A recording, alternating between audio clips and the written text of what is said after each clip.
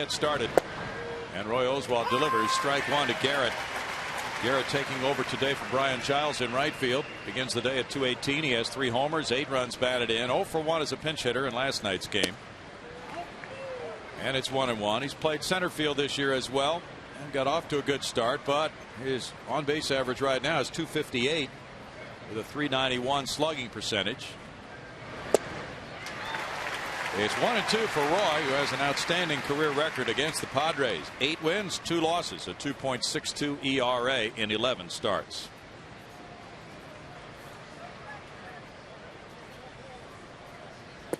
And the curveball just missed. 2-2. Curve has been getting better the last few starts for Roy. Tries to drop this one on the back door and just stays off the plate. Runs that one away for ball 3, and it's a full count to Jody Garrett, who's walked 5 times.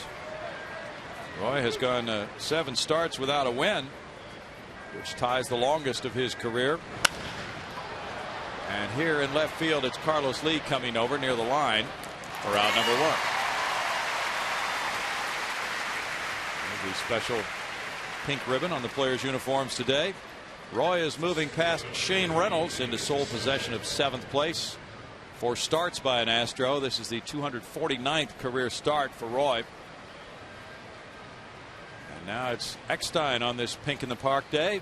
Both these clubs will be moving on and have off days tomorrow. The Cubs will be hosting the Padres starting Tuesday, and the Astros will be in Colorado. Eckstein .264, no homers, 9 runs batted in. And there's ball 1. Eckstein is at .303 in his career against Oswalt. Really working over that pink bat, pops it up, back out of play, and it's 1-1 to David, a 34-year-old player who has 3 hits in this series. And there is the Astros third baseman Jeff Keppinger wearing his pink wristbands. These items, of course, will be autographed and auctioned off for charity later. It's 1-2. Eckstein, one of 2 Padres with a lot of looks at Roy over the years. The other one, Brian Giles, but he's not in the lineup today. Little check swing roller brings out Pudge. Rodriguez for the throw to Darren Erstad. He got the perfect angle, so the runner going up the line would not be an obstacle for that throw. 2 outs. A little bit different approach here in the early going for Roy. A lot of games he comes out and he's just pumping fastballs, but he's been mixing in a lot of breaking stuff, and a lot obviously relative. He's only made 10 pitches, but he's throwing a couple curveballs, a couple sliders already, and that's good news because I think there were some concerns with that finger that certain pitches may bother him, but he's throwing everything and it looks pretty sharp. Adrian Gonzalez is 1 for 8 in this series. He's the Padres' big slugger. He looks at ball 1. Gonzalez with 9 homers is tied for 3rd in the league in long balls. He's driven in 20 while hitting .296. Roy came out of that game Tuesday at Washington with a bruised index finger. 2-0. He had a 5-2 lead with a couple of men on base who later scored and were attributed to him. So in 5 innings, he allowed 4 hits, 4 runs. He got a no decision. The game was suspended in the 11th. He gets a swing and a miss and goes to 2-1 on an off-speed pitch to Gonzalez. Pretty good numbers there for Adrian against Roy. 500 hitter with a long ball and 10 ABs. Gonzalez just 27. And on the fastball. He let it rip, but it's 94, so that's a big differential between those 2 pitches, and it's 2-2. And that changeup slows the bat down a little bit. And Gonzalez respecting the off-speed pitch, tardy on the heater.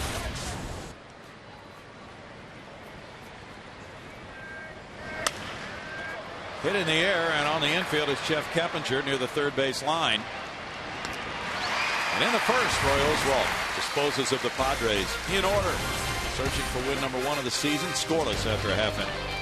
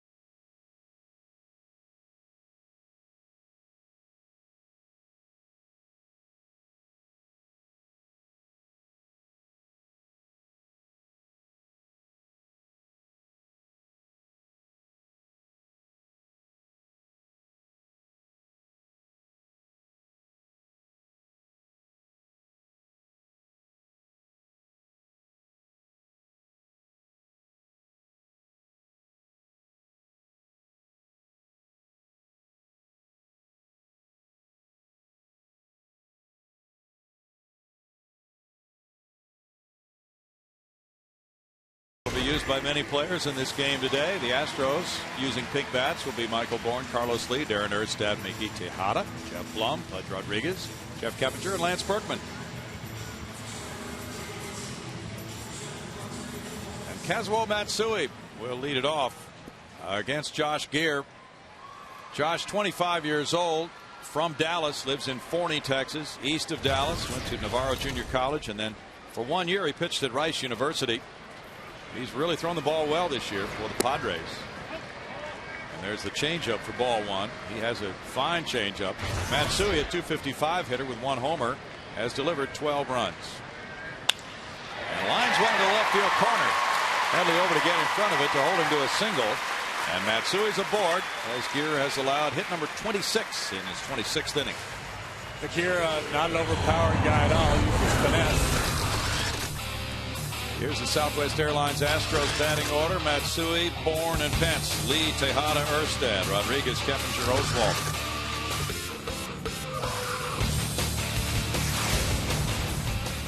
And it's Michael Bourn. Third baseman Kuzminov in tight on the grass for Bourn. And Bourn looks at strike one. The home plate umpire is Adrian Johnson. Geer has really been pitching to the corners. He's changed speeds and done a nice job in his first 3 starts this year with the Padres, JD. Yeah, it's all about movement and deception with him. Not a hard thrower. Got a funky delivery. Watch how he takes the ball out of his glove. Bouncer, diving play there. Eckstein throws to first and gets Bourn. Matsui to second, but that sparkling effort gets out number 1 for Geer. Now the Astros would love to put a little crooked number on the board early in support of Roy Oswalt as he goes after win number 1. Eckstein takes a base hit away from Michael Bourn, but a runner in scoring position for Pence. And Geer started the year with their AAA club in Portland. Since being called up, he's been in 4 games, 3 starts, no wins or losses, a .396 ERA. Just 2 walks in 25 innings. He works quickly. Faces Hunter Pence, is 2 for 6 in this series with 2 runs batted in. And they strike 1 to Hunter. He drove in both runs in the 2-0 win Friday night with a single to right field. He begins the day at 309 with 4 homers, 13 runs batted in. Batting in the 3rd position in the order with Lance Berkman still idled with the sore left wrist.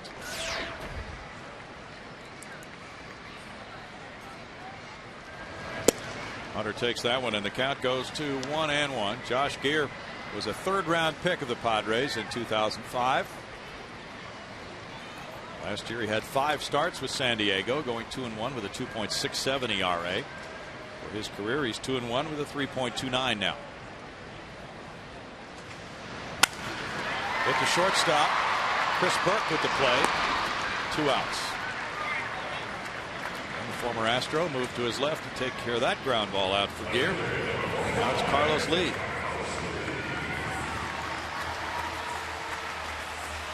Lee at .319 leads the club in batting average, also in runs batted in with 22. He has 5 homers, and he has been sizzling with a 9-game hitting streak here in May, hitting .471 in May to lead all major league batting averages this month. That's probably why he's not using a pink bat. He's got a hitting streak going. You don't want to mess with that. Could very well be. Got the pink power bands working though. He's 5 for 8 in this series. He's driven in 2. And there's strike 1 for Geer. Geer looks almost like an archer the way he draws his arm back. He does. Ready to pitch. Miguel Tejada's on deck.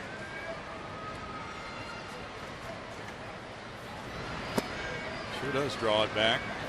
1 ball and 1 strike.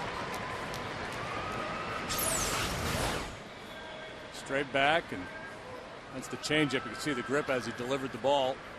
Some kind of a circle change he's featuring. He's listed as 6'3" and 190. Fastball makes it 2 balls and 1 strike. Last year he was at Portland most of the year. The year before he was Texas League Pitcher of the Year, going 16-6 for San Antonio with a 3.20 ERA. Miguel Tejada on deck. The Astros 2-2 on this homestand. They've not had a winning homestand this year. Ripped into left field. Matsui will come home to make it 1-0 on the RBI single for Lee. His 23rd run batted in. 10-game hitting streak for El Caballo. Yeah, you just can't mess with the karma. When you got a streak going like Carlos, you don't want to go up there with a different bat. And he has been an RBI machine of late.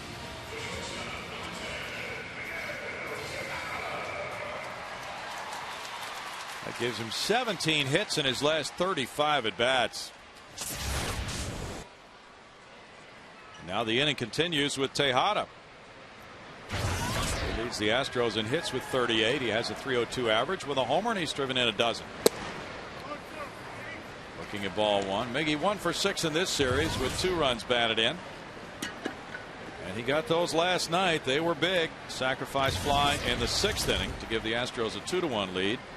RBI on a little grounder back to the pitcher in the 8th that provided the eventual winning run in the 5-4 victory. Ripped deep left center field. Tejada with lift on this one. Drives it way out to left center for a 2-run homer. Number 2 of the season. The logjam was broken a few days ago, and now he rips a second on this homestand. He had gone 173 at bats. Then Thursday night he connected. Now again. Home run number 2 this season. Just had to get that feel back. There's that crooked number we're looking for.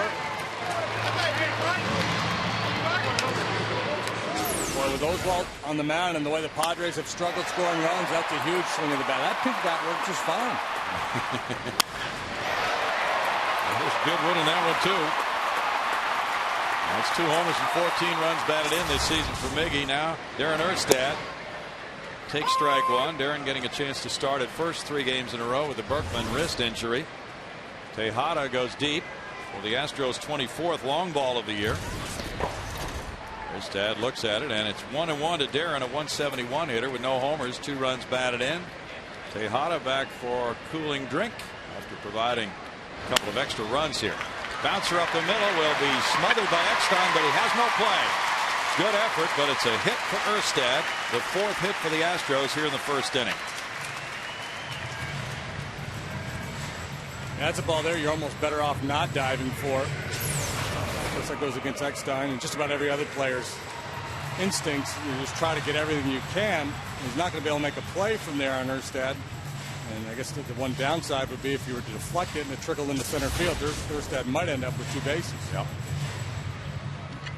Pudge Rodriguez got a break last night with J.R. Tolles doing the catching. Now he's back behind the plate with a .242 average, 3 homers, a dozen runs batted in. Here's ball 1 to Pudge. That's his start to the season, and this is his 29th game as a catcher. Coming into today, he was tied for the major league lead in games played at the catcher position. He's played in all but 2 of the Astros games. 2 balls and no strikes. Humberto Quintero could be back with the Astros for their next game Tuesday night in Colorado. He continues his rehab work for the Round Rock Express. Last night he went 1 for 3 with a double. And he's scheduled to start today, and they have another game tomorrow.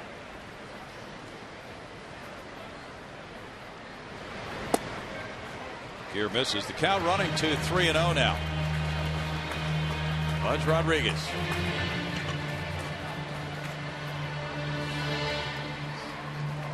It was odd to look at the starting pitchers and the matchups for this series before the Friday night game. Only one of those starters had a win this year.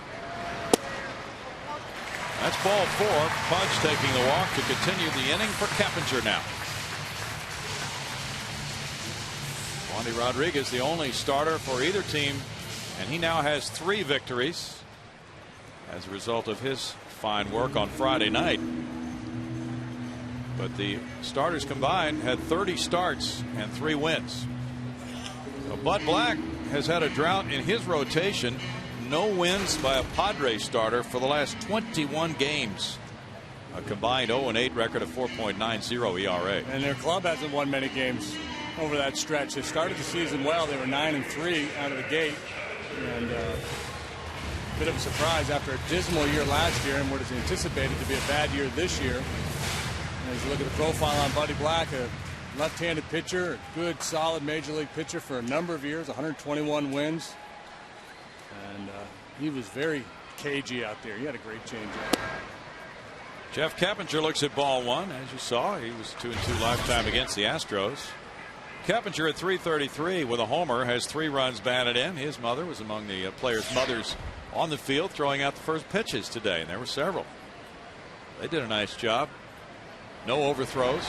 No, it was a little scary because there was 8 players lined up with their moms out, ready to make that pitch all at once, and I was fearful of a little crossfire and someone getting one in the lip. But, all through strikes for the most part. Kepinger's mom, she had a little something going on. She about 84 on the radar gun. Line foul. 1-2. What a way to start your day before a major league ball game on Mother's Day. You get beamed by your mother. There it is. See, she's got the windup. She's the last one to go there. She threw in the dirt, but she had good form and a little velocity. That was kind of a neat. That's one of the cooler things they've done here in a long time. Very nice. Extremely well done. 1 ball and 2 strikes to Keppinger with Roy Oswalt on deck. Broken bat looper past the mound. Chris Burke barehanding makes a nice play. And the Astros in the first inning put a 3 spot on the board for Roy O. They come up with a 2-run swing of the bat by Miguel Tejada. Home run number 2 helps them to a 3-0 lead after 1.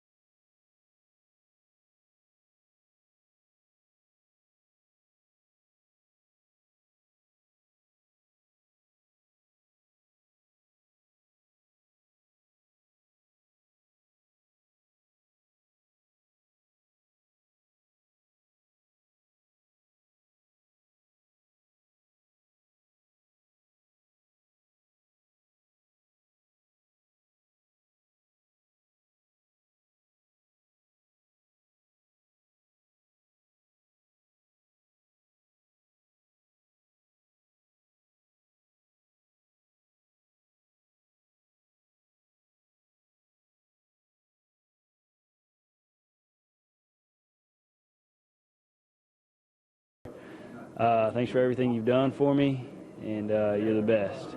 And all the other mothers out there, happy Mother's Day. Hope you all have a good day. Take care. J.R. Tolles with that greeting. Now 3-0 Roy Oswalt. And there's ball 1 to Chase Headley leading off the second inning. The left fielder, switch hitter, .245 average, has 2 homers, 13 runs batted in, 1 for 3, a couple of runs batted in last night's game. He also walked, and he stole 2 bases on his 25th birthday. Chase 1 for 7 in this series. He was robbed by Michael Bourne's great catch in the first inning Friday night. 1 ball, 1 strike. Headley, a converted third baseman, has been the regular left fielder.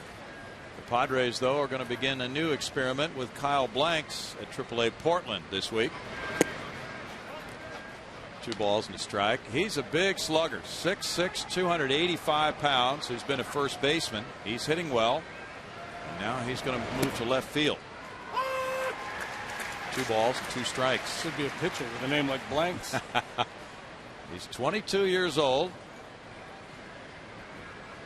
That would be a way to get another power bat in the lineup if he can hit for power in the big leagues. He's hit .304 so far with 7 homers in 29 games at AAA this season and looked good in spring training at first base. But that's Adrian Gonzalez's position. Still 2 balls, 2 strikes. For Roy Oswalt, he's after career win number 130 today.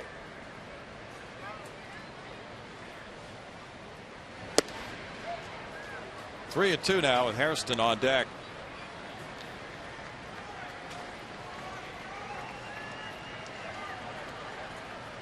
This is the Padres' final game of the season at Minute Maid Park. The Astros will be in San Diego June 29th through July 2nd for a 4-game series. Fouled away. Still 3 and 2 to Headley. Padres are 14th in runs scored in the National League. Last year they finished last in the majors with 637 runs all season. Broken bat into center field for a hit. Headley's on with a single. And Hairston will follow. And it's just frustrating for a pitcher. You make your pitch, you break the guy's bat, and he still gets a knock. Headley's a good looking hitter. A real solid, quiet approach at the plate, has a good swing, a little uppercut.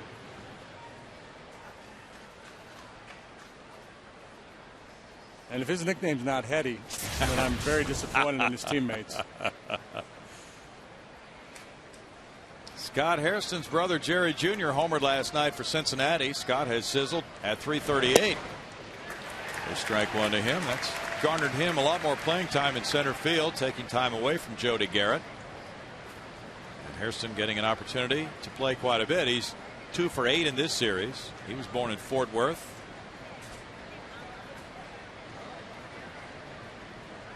Erstad holding Headley. Up the middle, double play ball. Matsui with a toss. Tejada up and over and in time for a stretching Erstad for a 4-6-3 double play. Number 38 for the Astros. Initially it looked like it'd be an easy double play because there was plenty of pace on that ground ball, but Hairston really busting it down the line made it close, and Buddy Black wants to talk it over. So Miggy sliding across, took a little time to get the ball out of his glove.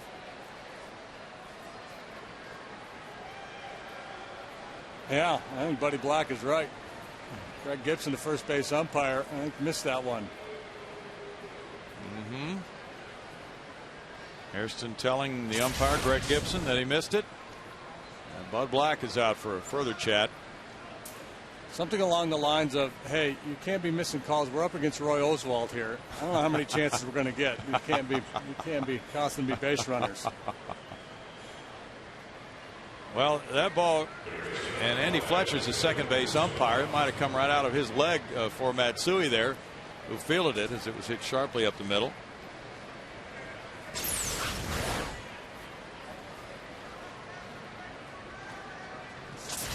Really not that close. He clearly saved. Yeah. Strike to Kuzminov. Kevin at 226 with 1 homer has driven in 8. Kuzminov 0 for 6 in this series. And the fastball works for an 0-2 count for Roy Oswalt. Roy's making those pink bats look heavy. Yeah, he makes them look very slow. That fastball, last one at 93. That's rolled out to Matsui. And another out on the ground.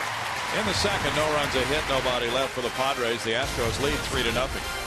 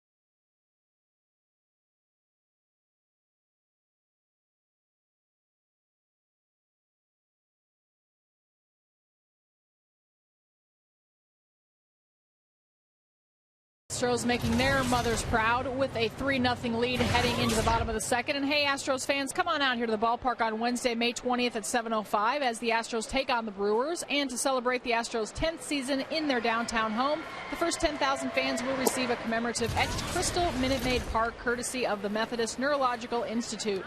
Tickets start at just $7 for adults and $1 for kids. For tickets, visit Astros.com today, guys. Thanks, Patty. There was ball 1 to Roy Oswalt, leading 3-0. And Josh Geer puts it in to the strike zone for a 1-1 count. Roy with 1 hit, 11 at-bats this season. Geer clips a corner there, and the count goes to 1-2 with Matsui and Bourne to follow. Roy, a 160 career hitter with 1 long ball, has driven in 31. A homer by Tejada was the first home run of the series. Chris Burke in. Throws high, and Oswalt is safe as that throw goes out of play. Roy will get to second base. Chris, with the charging effort, tried the running throw from down low, and the ball sailed on him for an error, his third.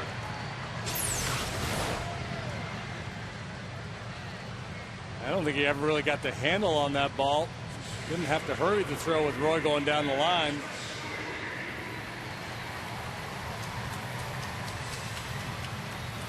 Charity will be well received for the Astros. That's been the case last night. There's a couple late walks. Bottom of the 8th, back-to-back walks to get things started for Bourne and Pence. Turn that game around. Kazuo Matsui, a couple of pitches ruled wild pitches. Not a very good play by Nick Hundley on either one of them to get in front of them. And that helped the Astros cause. Matsui singled and scored earlier. There's ball 1.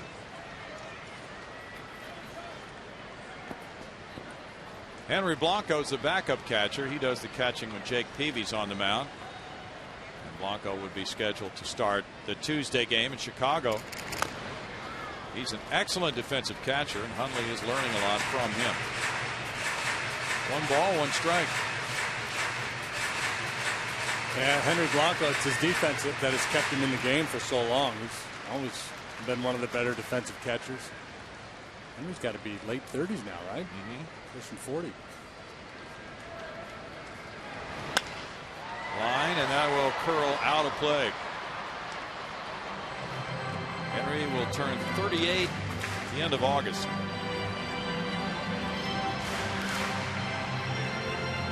It's kind of what Brad Ausmus has got going now. You get that reputation as a real good defender and a smart guy. You almost turn into a player coach. You could stay in this league a long time in that role. Baseball's version of the backup quarterback. Foul pop goes out of play. 1-2. That's a good setup for Ausmus and Mark Loretta both in Los Angeles. They're on a good club, and Ausmus catching about every 5th day or so. Russell Martin is a guy who catches a lot. Well, Brad could do that for another 5 years if he wanted. He could really stretch out his career. If they want him, they just catch once a week, help run the meetings. Matsui looks, and it's ball 2. 2 balls, 2 strikes. Padres got a good start last night from Kevin Correa. 6 innings, 2 runs. Their bullpen lost it. Chad Gaudin Friday night, 7 innings, 2 runs.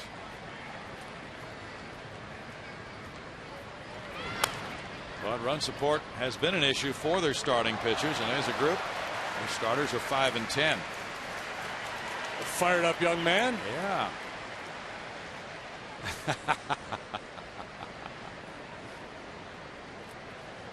He'll never forget this Mother's Day. Well, it's Mother's Day, yeah, but he'll remember something he got. Fouled away, and Mom's just as happy as if she had gotten a special gift. And I think that the lady behind's about saying, hey, it's Mother's Day. You have to give that to your mother. Oh. He's thinking, no way.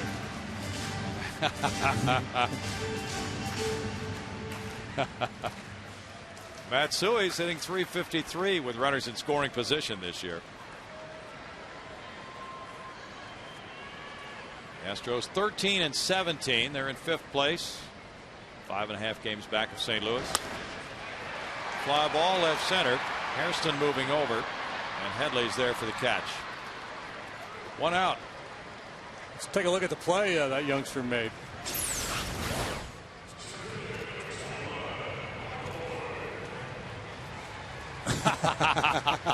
The reaction is great. He turns the head, throws the leather out there, and Mom's reaction was just precious. That was awesome. Good thing he brought the glove. If he hadn't stabbed it out there, it looked like that fellow sitting to your right of the youngster might have gotten hit on the head with that one.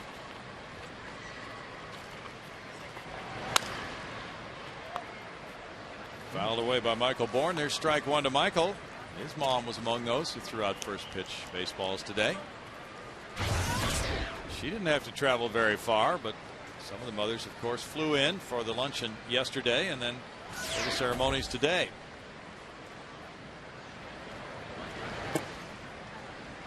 One ball, one strike. Michael grew up here and went to Nimitz High School and the University of Houston. It's a special thrill for his folks to watch him play right here at home. Michael has a .371 on base average.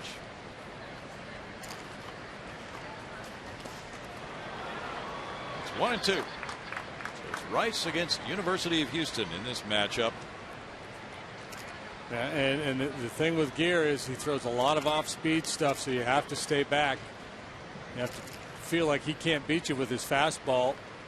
So hovering around 84, 85 miles an hour, the fastball. So the hitters talk about guys like Gear is working below hitting speed. Chop past the mound. Chris Burke with the play. 2 down. And you can be very effective doing that. Jamie Moyers made a whole lot of money below hitting speed. Yes, he has. Let's go to Patty Smith right now. Well, I'm down here with Dylan, who made that great little catch. And Dylan, I mean, that's the best play we've seen in the game so far. You had no problem snagging that thing, did you? No.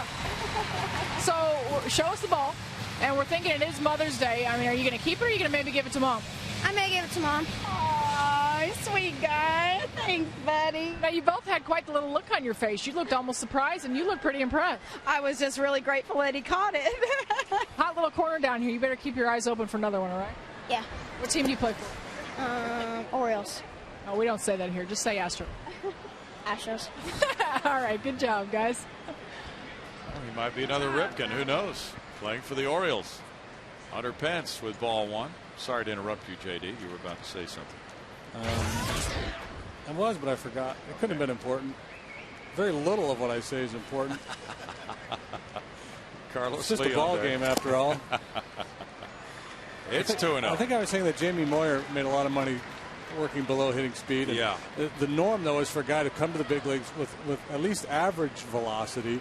And then, you know, as he gets older, because he's a wise guy and he's figured everything out, then he can survive below hitting speed. But Gear, of course, this is his game as he first breaks into the big leagues. Up the right field line, slicing foul. So for guys like Gear, you know, the normal things we talk about don't apply. Like pitching coaches talk about, well, you got to establish the fastball and work off of that. Well, clearly his changeup is his best pitch. So he almost has to treat that as his fastball. He has good deception with it, good movement. So that's the pitch he's going to throw a whole lot of and then try to fool you with the fastball. And probably the best pitch he made with the fastball was jamming Keppinger in the first inning. Misses there, and it's 3-1 to Hunter Pence. Carlos Lee on deck. The Astros got off to a 6-12 start. They've gone 7-5 since then. The road trip will begin. Actually, they travel tomorrow, but next game will be Tuesday night at Colorado. 3 there and 3 in Chicago. 3-2 to Hunter Pence.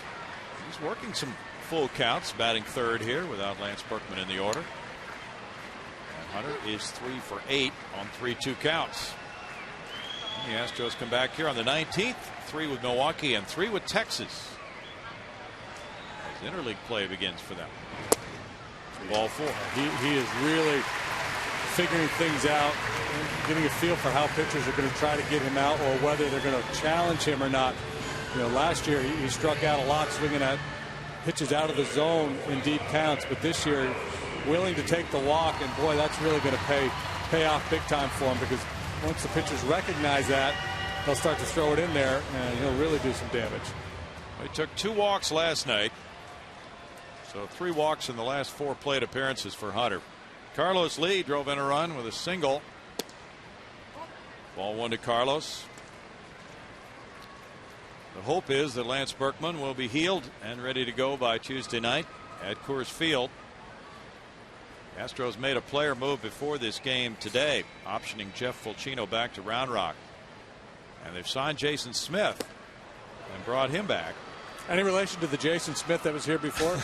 Yeah, a very strong resemblance. Same guy. He was designated for assignment a few days ago, cleared waivers, and he turned down the assignment to Round Rock, so he was re-signed as a free agent. He's active today. Jeff Fulchino has been reassigned to AAA Round Rock, so that gives the Astros 5 bench players, and they're back to 12 pitchers instead of 13.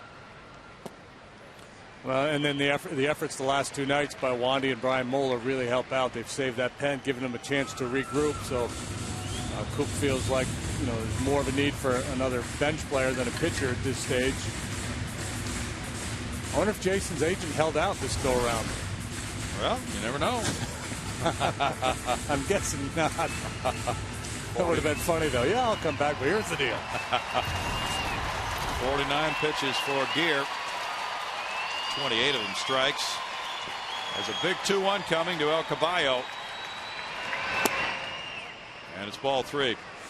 And that's the other thing, Gear. He's a guy that has to be so fine with his stuff. If he's not getting those marginal calls, it's going to be awfully tough for him.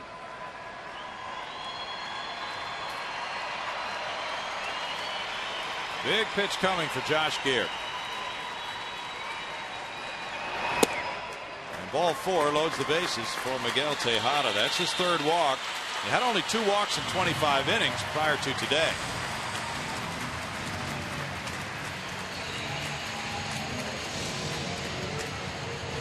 Aaron Balsley is the pitching coach. Our power play is brought to you by Reliant Energy. After a couple of singles, 1 driving in a run, Miguel Tejada came up. Carlos Lee on. Tejada delivered his 2nd home run in the last 4 days. He now has 14 runs batted in. And with Miggy, those hits come in bunches. He's in the top 5 in the league in multi-hit games. So this is a huge at-bat for him, but more so for Gear. Miggy whacks one in the alley here. That's pretty much ball game. 3-0 lead, bases loaded, 2 outs in the 2nd. And there's strike 1. The Astros had only 3 extra base hits in the first 2 games of this series until Tejada went deep.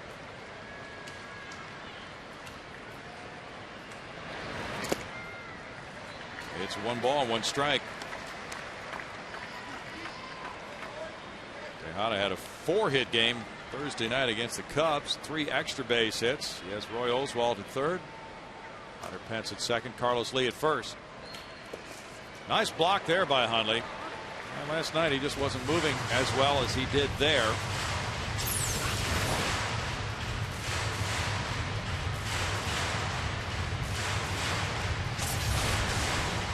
Two and 1.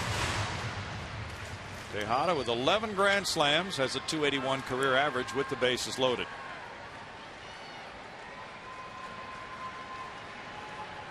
Darren Erstad on deck. Hammered into left field. That'll score Oswalt. Hunter Pence right on his heels on a 2-run single by Tejada. And the Astros jump their lead to 5-0. Tejada's driven in 4 of the 5.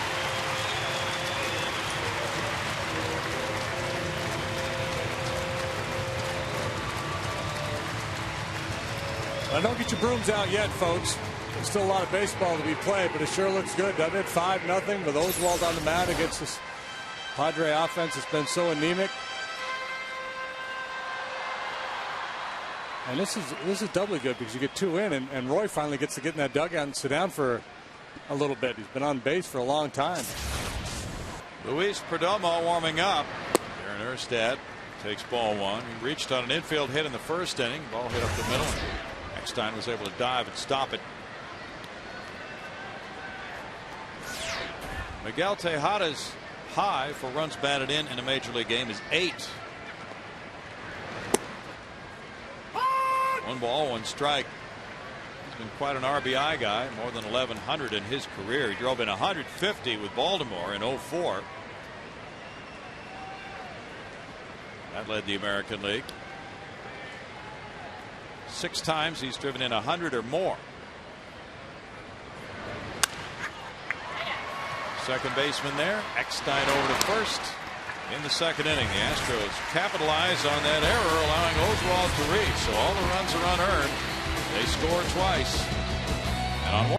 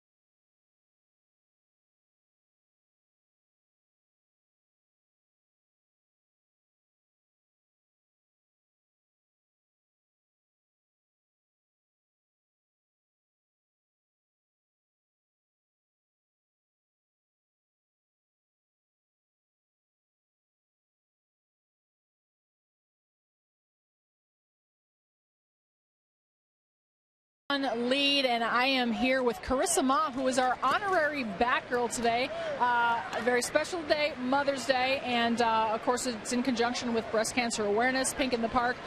You wrote an essay. Go ahead and tell us a little bit about your story and how you got to be honorary Batgirl today, Carissa. Well, we found out on MajorLeagueBaseball.com that they were doing a contest for breast cancer survivors, and that you would get to be an honorary Batgirl, and you had to write your story. And when I was going through breast cancer 4 years ago was when the Astros went to the World Series, and the Astros really was the only normalcy that I had in my life. And so my husband and I got together and we wrote a story about my love for the Astros and beating breast cancer at the age of 30, and they picked me. I can't believe it. This is a dream come true for me. I'm a native Houstonian. I love the Astros, and for them to honor me and for them to be recognizing breast cancer and breast cancer awareness, it's amazing. And you were telling me how important that is to you, even if just one person hears your story, which is pretty incredible. But you were down there on the field pregame. I know your eyes were wide. You were still kind of shaking a little bit. But talk about, really, I saw you get a little bit emotional, and what was the best part of it all for you? I mean, yeah, I did get a little bit of emotional when they were talking about my story, and I'm a 4-year breast cancer survivor, and like for me, I was thinking about how far I've come from when I was in the park, and I didn't, I had no hair, and going through chemotherapy, and now I'm here, and I'm 4 years out, and I was on the field, and I got to meet Lance Berkman, and which was pretty awesome for me, but it's unbelievable. I would never imagine this ever. And Lance Berkman, you can't even mention his name without getting a little chill, and you told me a great story about why Lance is so special to you. Well, I really appreciate Lance Berkman, not only because he's an Astro and he's a fantastic player, but this is the 4th year that Major League Baseball and the Astros have done the pink bats for breast cancer, and the very first year was actually when I was going through chemo, and unfortunately I couldn't come to the game because I was going through treatment, but only a few players used pink bats that year, and Lance was one of them. And Lance has used a pink bat every single year since this started, and and it's obvious that Lance is trying to help breast cancer research and raise the awareness. And to me, that just meant so much that what an awesome player, giving back to the community and really trying to help out with breast cancer awareness. It means a lot. Well, and it was definitely great to see you down there. And, I find it kind of appropriate. Carissa, Ma on Mother's Day, kind of appropriate itself. Yeah, it is. All right, now I know you live in Arizona. Before I let you go, though, a quick update on your health. I'm here having my 4-year checkups, and I got a clean bill of health. So I'm great. I'm doing good. Still in remission. All right, you keep coming back every year, all right? Oh, I'm always going to be an Astros fan no matter where I live. All right, thanks for joining us. Thank you. All right, guys. Woo. Choked up after that one, Patty. 2 balls and 2 strikes. That's quite a story. After the walk to Hundley, Roy Oswalt comes inside on a check swing call. Greg Gibson indicates that Burke did not go around, and Chris Burke has worked a 3-2 count. There's a player from each team being a representative for this event. Lance Berkman for the Astros, whose aunt survived breast cancer.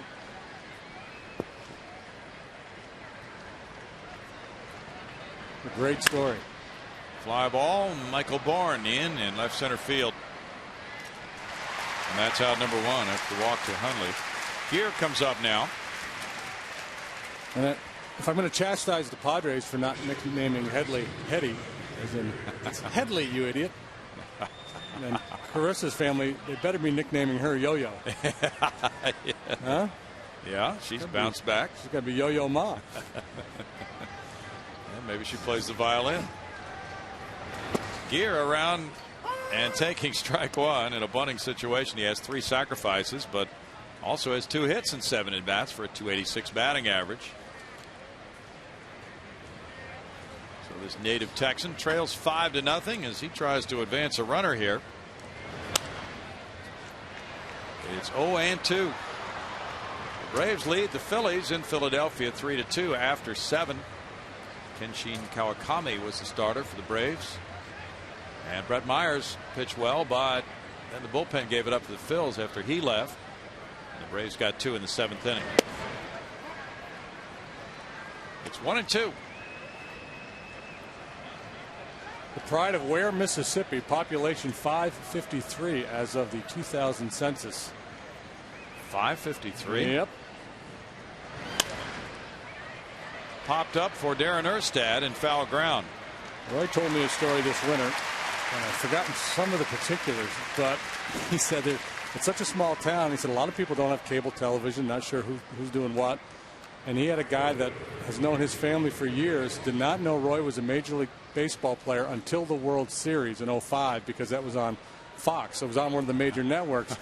And he said to Roy like that winter, "I didn't know you were a ball player." And Roy said, "Where do you think I've been going all those? I don't know. I thought you were out haying or something." Jody Garrett takes strike 1. Coming up later on our Dodge Grab Life feature, Lance Berkman tells us about one of his favorite movies. And he can quote from it, too. Stay tuned for that as he has some fun there with Mike Hampton on the bench. Hampy's into it. That's smack to center field, backing up Michael Bourne. For out number 3. No runs, no hits, and a man stranded. 5-0 Astros in the 3rd.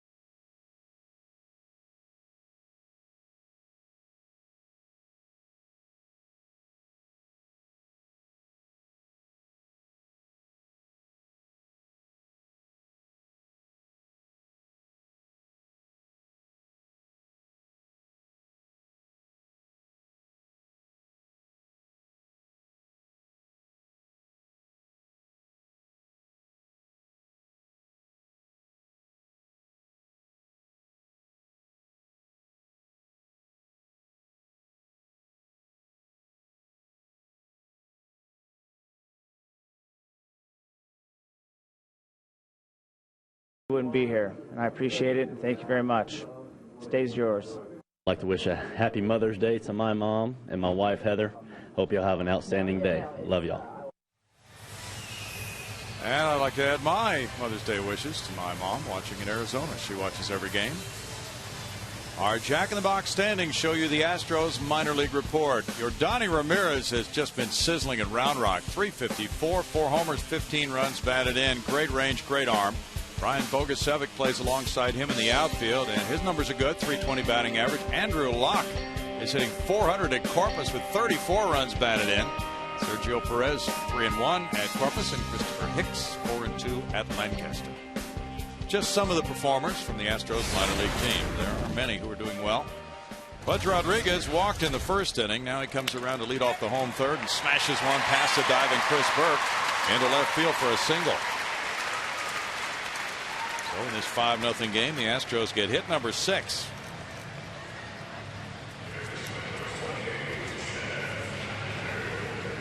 Jeff Keppinger grounded to shortstop in the first inning.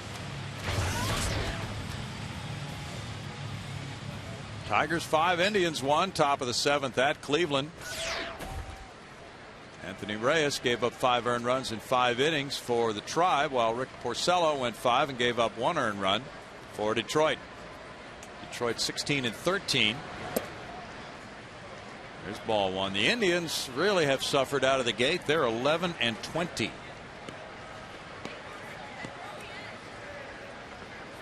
Detroit trying to sweep that 3-game series. The Tigers currently in second, 1 game behind front-running Kansas City in the AL Central. And Cleveland is having a hard time scoring runs. They got shut out back-to-back days and just 1 so far today.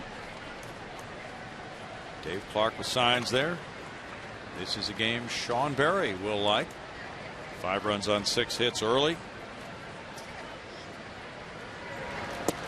Inside to Keppinger, and it's 2-1.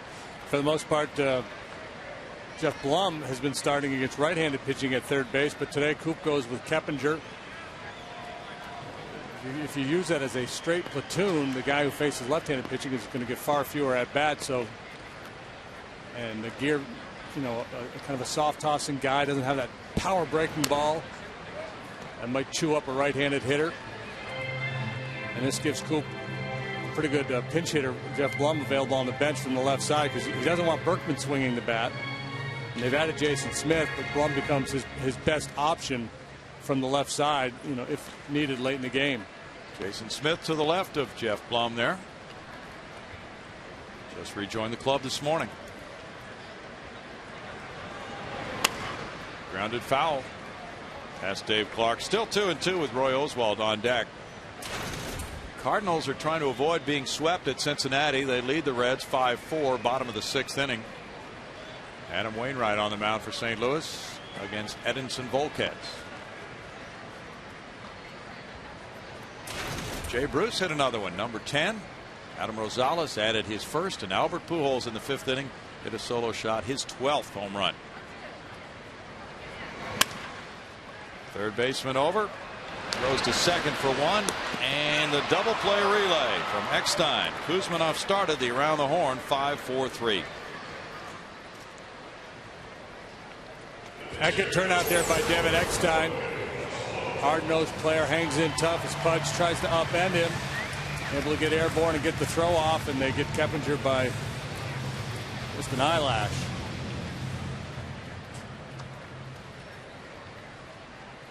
Eckstein was anxious to make the move from shortstop to second base this year. Roy Oswalt up the right field line and pushing Jody Garrett over toward that line for the 3rd out. No runs, a hit, nobody left. After 3, it's 5-0 Astros.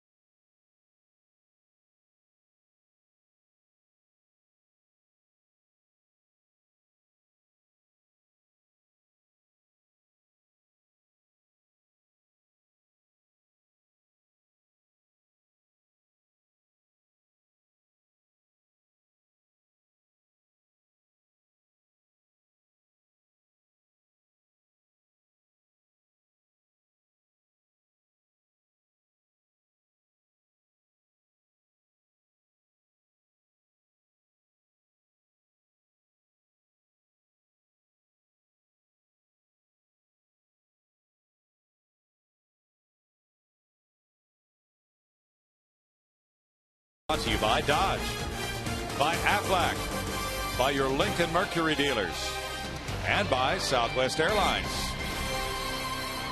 It's a nice spot for the kids down the right field line. It's 5-0 Royals while going to work and dealing strike one to David Eckstein in the 4th inning. Eckstein hit a little tap in front of the plate. He was thrown out by Pudge Rodriguez in the 1st. Keppinger even with the bag at 3rd. Eckstein fights it off, and it's 0-2 for Roy. The Astros have had an opportunity to get their bullpen back in order a little bit, with Wandy going 8 shutout innings Friday night. Brian Moeller 7 innings of 1-run baseball last night. A day off coming tomorrow. 1-2. Yeah, Roy well positioned to go deep in this game. You know, he's aggressive to begin with, but give him a 5-run lead and he'll really be aggressive. Take that. Ouch. Ooh, that one just attacked David Eckstein. Left elbow maybe. Oswald's first hit batsman of the year. Eckstein just got drilled by that one. Headed for his rib cage, but I think it caught him around the left elbow. He didn't know whether to laugh or cry. He's a tough little guy.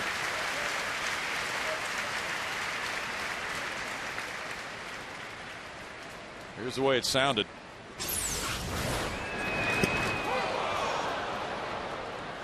That sounded like rib cage. It did. That could be sore for a long time in that area of the body. Yeah.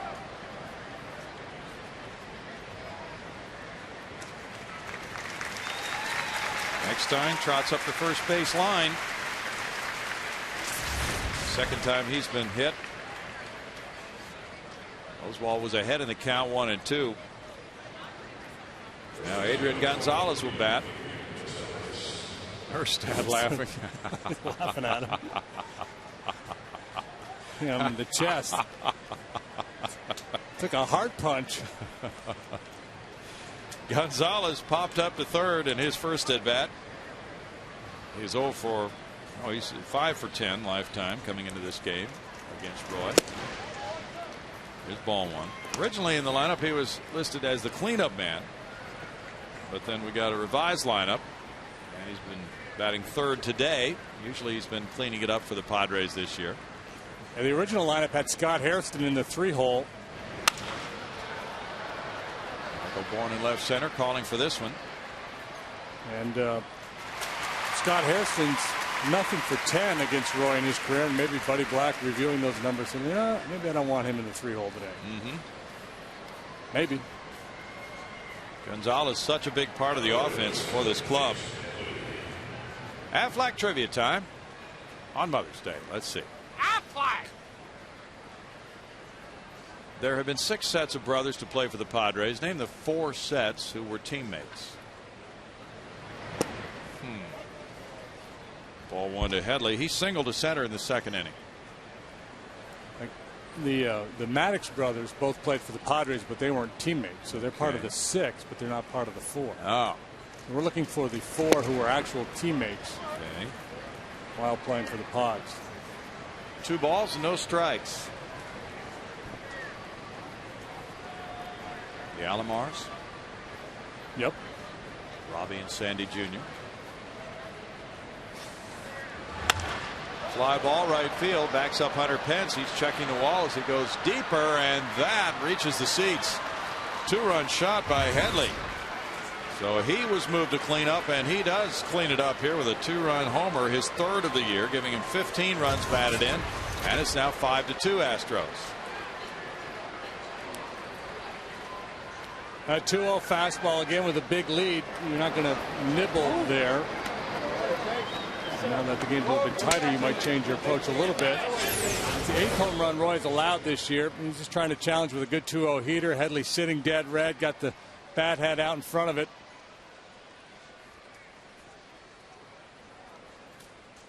Over the bullpen.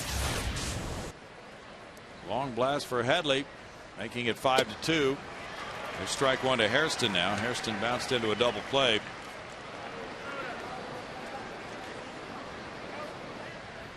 Headley showing off his power, and he's 2 for 2 in this game. It's a 1-ball, 1-strike count. Yankees are at Baltimore, and Baltimore leads 3-1 at the end of 4. Yankees are 14-16. The Orioles 13-18. 2-1. Jabba Chamberlain got the start today for the Pinstripers against Koji Uehara, the Japanese import. Mark Teixeira hit his 7th home run, and Aubrey Huff, number 6, a 3-run shot. 2-2. Teixeira, in his first 100 at bats with the Yankees, had 19 hits. And there's a look at the AL East with Toronto in front, 21-12. Then it's Boston, Tampa Bay, New York, and Baltimore.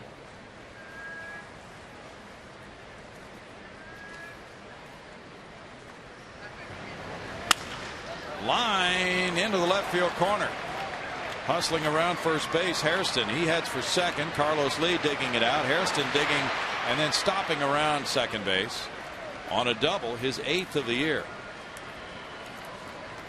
I mentioned at the beginning of the ball game that the two things that have that stayed out in my mind, excuse me, anyway, with Roy this year is the home run ball. He's given up a fair number of those, and then the big inning damage control. He's had some innings get away from him this year, so important now to kind of regroup and start to hit some better spots. That slider stayed up a little bit for Hairston.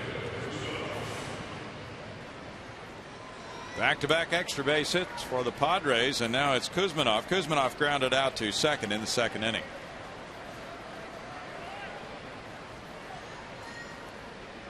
Hundley's on deck.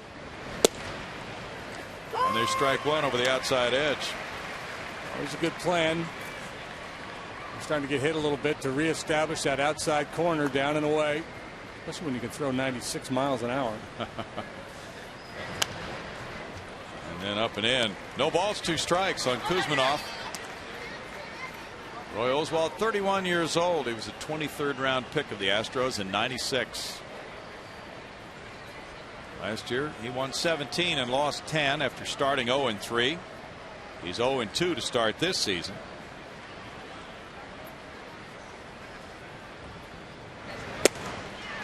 And he gets a fastball by Kuzminov and strikes him out. Strikeout number 1. That was just abuse there. 3 fastballs and see you later.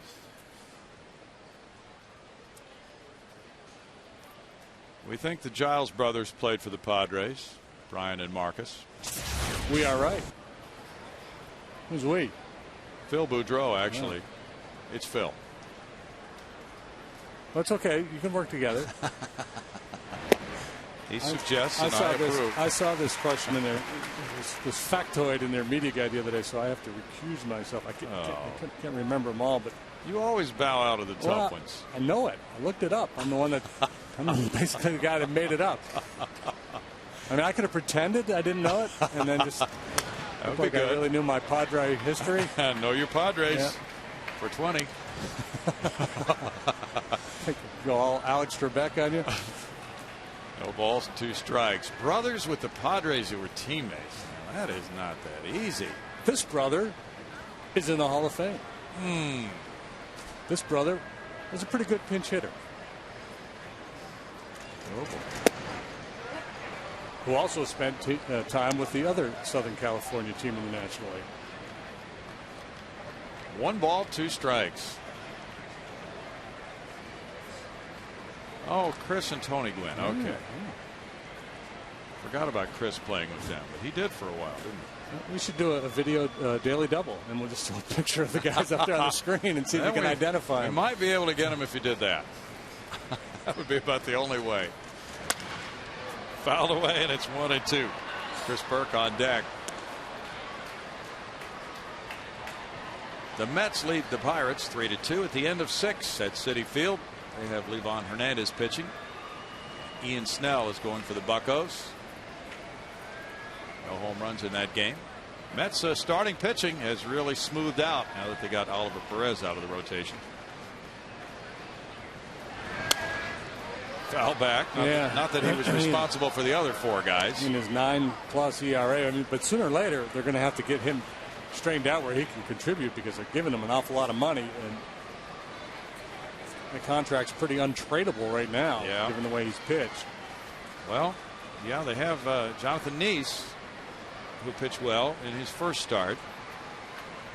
He might be ready to win in the major leagues. So that'll be a story to watch for the Mets. In the dirt for ball 2, 2 balls, 2 strikes. The Cubs just got 4 in the top of the third at Milwaukee to grab a 4-2 lead. Ricky Weeks hit number 7 for the Brewers, but Alfonso Soriano has belted his 10th for the Cubbies. Apparently there was an issue with Ryan Braun admiring his home run against the Cubs last night. He likes to admire. He does do that. And I bet you, especially with a ballpark full of Cub fans. Yeah. Probably wanted to make that point. Well, they might make a point with him somewhere in the ribcage area, somewhere down the line. Strikeout looking, and in the 4th inning, as Roy gets strikeout number 2, he allows 2 runs on 2 hits and strands the runner. It's now 5-2 Astros.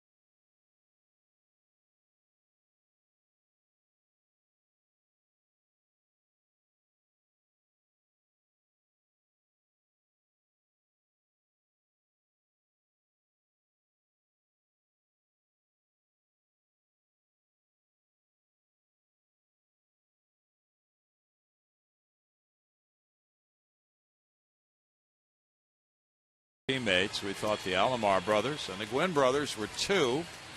Let's see who the 4 sets were. Edgar and Adrian Gonzalez are playing for them now. We certainly should have gotten that one. Well, they stumped us again, so congratulations to Aflac.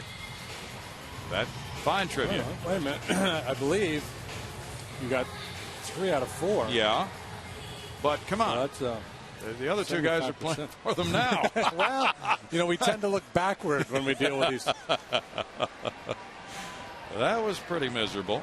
Now here's Matsui, and he's hit by the breaking ball from Gear, bouncing around on that foot, and will head for first base. So I wonder how many guys are in the Padre clubhouse, players up there having a coffee, stretching, whatever, and happen to hear you idiots.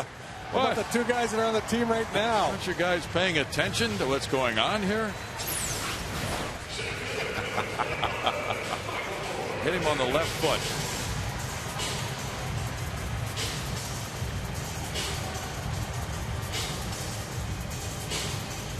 Hopefully he will not run the bases in that fashion now that he's at first.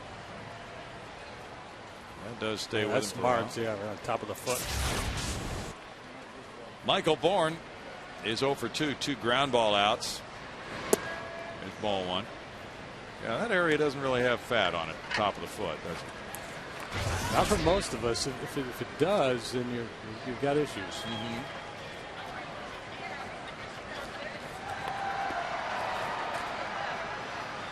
Measures his lead with a count 1-0. And he's going, and the throw is high, and he stole the base, and now it'll be backed up, so he'll hold. Well, that was a great decoy. Matsui had the Padres thinking he was really hurting, and then he stole second base, his 5th steal of the year. Hundley has really struggled this year throwing out base runners, but we've seen him make a couple good throws. He made a dandy to throw out Michael Bourne. I believe that was in Friday night's game. I mean, you couldn't have made a better throw. That one sails on him. And sometimes if a catcher tries to be too quick, you don't get your feet set, and the ball will sail on you. 2-1 to Michael. Well, Michael was thrown out last night in the 4th inning, but then he stole in the 6th inning. So he got his revenge. And then he scored a run after that steal. He shoots one into left field. Matsui to third. On the hit by Bourne, he's 1 for 3. The top two guys are stirring up trouble for the Padres. We talk a lot about OPS, on base plus slugging, as a way to define major league hitters statistically.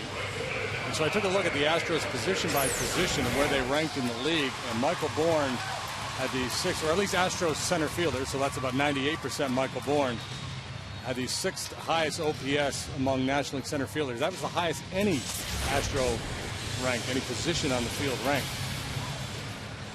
Interesting. If that makes any sense. So it does. In a position by position analysis of on base plus slugging, Bourne ranked the highest in the league of any of the Astro players. I thought maybe Carlos Lee would rank higher than that among left fielders. Yeah, he was, I believe, 8th. Okay. Again, that's Astro left fielders. I didn't do it by guy, just did by position.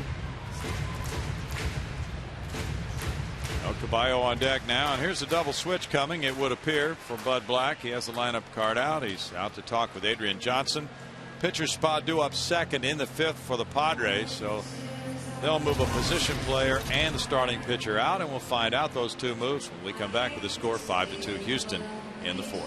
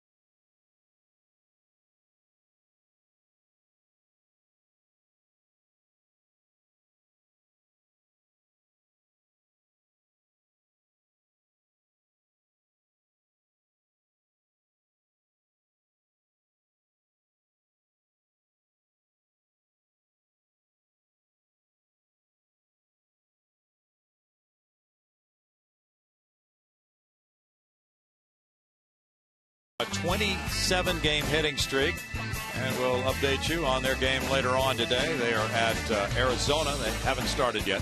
Zach Greinke lost his first game, but it was a 1-0 loss. He had a complete game. His ERA balloons all the way to 0.51. Ramirez and Fox will join Zambrano on the DL. Ramirez has a left shoulder injury. Scoreless streak has ended at 21 innings for the Tribe. They finally broke through and scored a run. And Milwaukee got the win last night after a 20-minute power outage. The lights went out at Miller Park. And Longoria, the RBI machine for the Rays, leads the majors with 44 runs batted in. So Chad Fox injured again, and you just wonder if he's got any more comebacks in him. Yeah.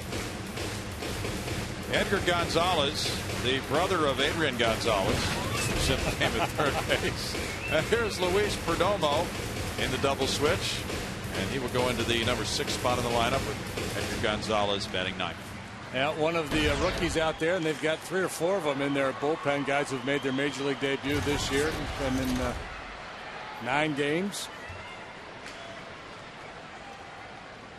He just turned 25. So strike one to Hunter Pence, who is 0 for 1 with a walk and a run scored. Luis Perdomo from the Dominican Republic, 6 years in the minor leagues, including last year. He came up through the Cleveland organization. The Indians traded him to St. Louis last July for Anthony Reyes. Then he was a Rule 5 pick by the Giants last December. Well back 0-2. And then claimed on waivers by San Diego in April. So that would mean he still operates under the Rule 5 set of rules, and that means they have to keep him on the Major League roster all year or offer him back to the original club, which would be St. Louis.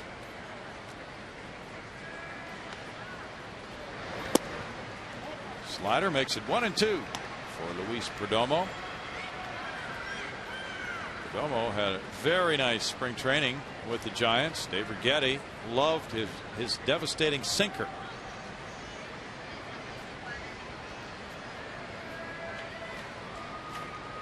Obviously, they didn't love it enough. It'd still be a Giant.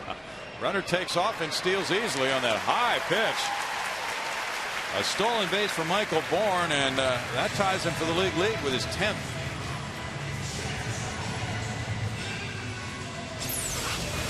Well, one swing of the bat now, and they'll get those 2 runs back that the Padres scored in the top half of the inning, just trying to overthrow that slider. Infield comes in now with a count 2-2. That puts him ahead of Dexter Fowler. He is the league leader with 10 in steals now. Fouled away, still 2-2 with Carlos Lee on deck. Another note on Evan Longoria. Of those 44 runs batted in, there you see Michael, and he's moved ahead of Dexter Fowler and Jose Reyes with 10. Longoria has driven in 21 of his 44 runs against the Red Sox. Still 2-2. So his RBIs against the Red Sox alone probably put him up in the top 10 in the league. Yeah, they might. And the Rays are trying for their 7th straight series win over the Red Sox, due in no small part to the contributions of Longoria. They play tonight in Boston. No, he wouldn't be in the top 10. He'd be close, though. Morneau is 10th with 25 in the American League. Laughing about it last night, Longoria on a pace to drive in about 235 runs. Which would eclipse the Major League record by 40 plus. 3-2 coming, and it's grounded to short. Backhander, but on into left, off the glove of Burke, and that'll give the Astros 2 runs. Here's the throw to second, safe at second base on good hustle by Hunter Pence, and it is 7-2. Burke tried to backhand it off to the side of his body, and Pence just kept on running all the way to second after Matsui and Bourne scored. Chris Burke made an error with Roy Oswalt batting to lead off the second inning. That helped open the floodgates for that 2-run inning. This, not an easy chance. Pulled in, felt like he didn't have time to square up and get in front of it, so he tried to play it on the backhand side, got a tough hop, and came up empty.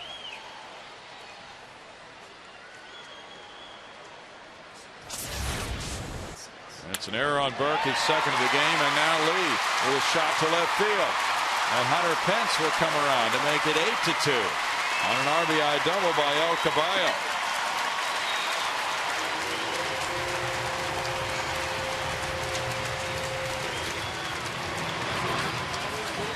Lee drives in his second of the game and 24th of the year. That's his 10th double, 350 now in his career.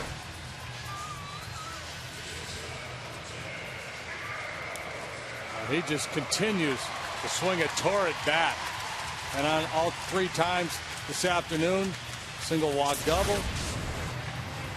And I did look it up. He is 5th among National League left fielders in on base plus slugging. Okay. The on base percentage for him usually not a real big number because he doesn't walk much. 360 at game time. Miguel Tejada has 4 runs batted in this game with a 2-run homer and 2-run single. There's ball 1. Matsui was hit by a pitch. Bourne singled. Each stealing a base in the inning. Error on Burke. RBI double for Lee. popped up. Adrian Gonzalez over.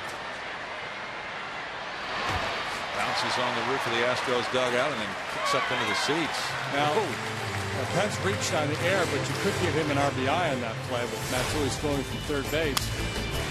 He did get one. Did he? Okay. Everybody having a big day at the plate today, but Tejada really swinging it well. Do you think we'll see those pink bats again in the next game? They'll come to get him to have him signed to auction him off. Wait a minute here. We're going to have to hang on. Bouncer up the middle and diving Burke can't stop it. Lee around third. He's coming home. Throw to the plate from Hairston. Offline, but he's out on a good tag by Hundley. And Tejada makes it into second base. Had a shot at his 5th RBI. But the throw was up the line, and Lee tried to go in standing up. Hundley was able to slap a quick tag on him.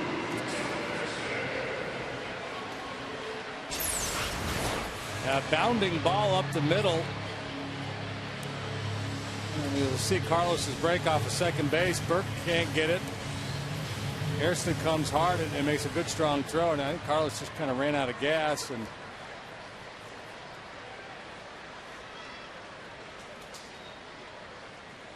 he gets down, he probably eludes the tag. Yeah. Nice job by Hundley. Because if he gets down there, he might not reach home plate. Yeah, you're right. The tag was, was applied up the line a little bit. Sure was.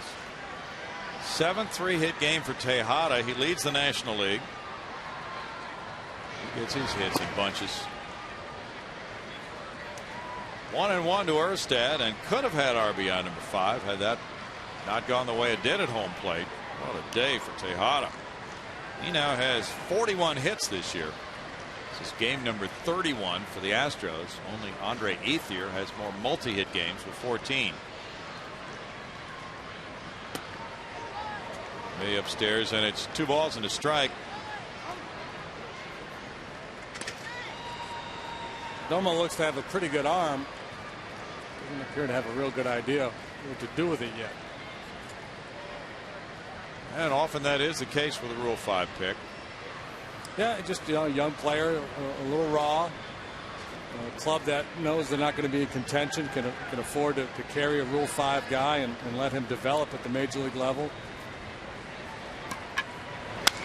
Erstad, slicing line drive caught by Edgar Gonzalez just above ground level.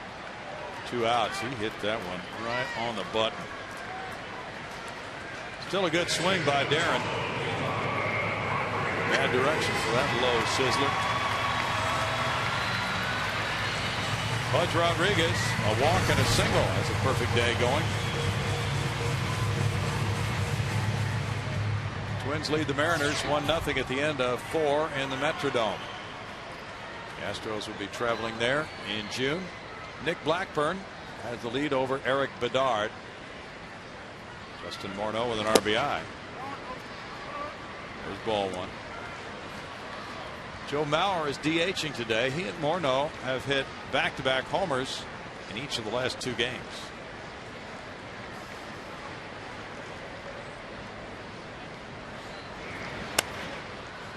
Rolled outside the first base line for a 1-1 count on Pudge Rodriguez. Tejada returning to second base. Nice Mother's Day crowd today, and they got out here early. Nice luncheon yesterday for charity, breast cancer research. Good crowd out there in the 5-7 grill. That's headed that way. Hairston way back to the plate, up on Towns Hill. Pudge around second, churning for third. Looping throw will not get it. RBI triple, his second triple for Pudge Rodriguez. 9-2 Astros. Wow, did he hit a ball halfway up on the hill.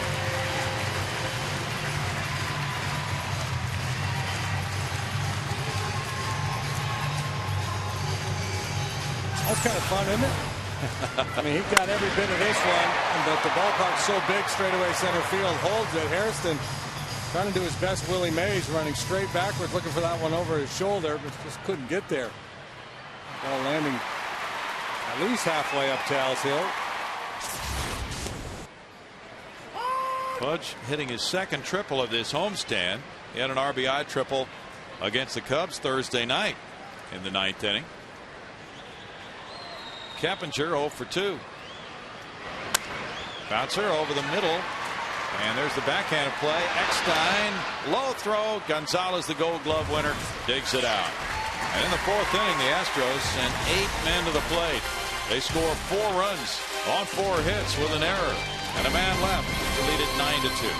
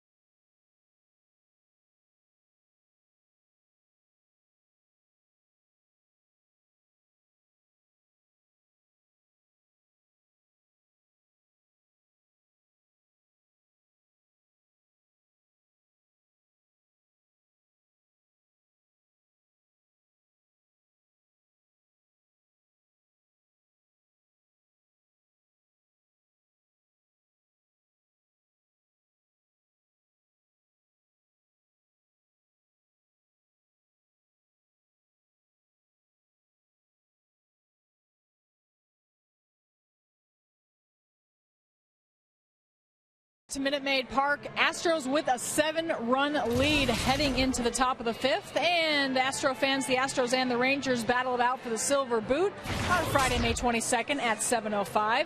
Get to the game early as the first 10,000 fans will receive a Lone Star Series cap, courtesy of Farmers Insurance. And stick around after the game for Friday night fireworks presented by Marathon Oil Corporation, weather permitting. Come on out and cheer on your Astros in the Lone Star Series. Get your tickets today by calling 1-877-9-ASTROS or log on to astros.com, guys. Thanks, Patty. 7 runs, 5 earned. Here is Chris Burke leading it off and taking the first pitch for strike 1 from Roy Oswalt. Burke hit a fly ball to center in the 3rd. For Josh Garrett, it was 3 innings of work today. There's a pop-up on the infield, bringing in Matsui for out number 1. Gear in 3 innings plus allowed 7 hits and 7 runs, 5 of them earned. He walked 3 and he struck out none. Yeah. Yep. And that's not his game, and there are a lot of things conspiring against him today. One, he wasn't particularly sharp, but a couple of errors cost him, and again, he wasn't getting those marginal calls that a finesse pitcher needs to get.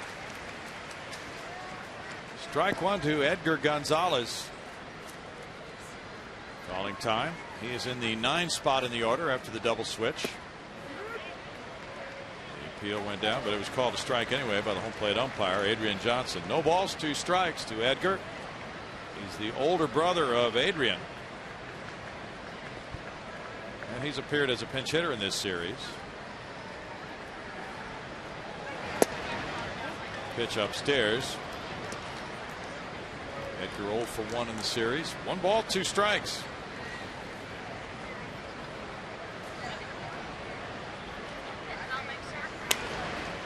In on his hands, he fouls it. Roy Oswalt in his career has a fabulous record against the teams in the Western Division. 30-12. 714 winning percentage against the clubs out west.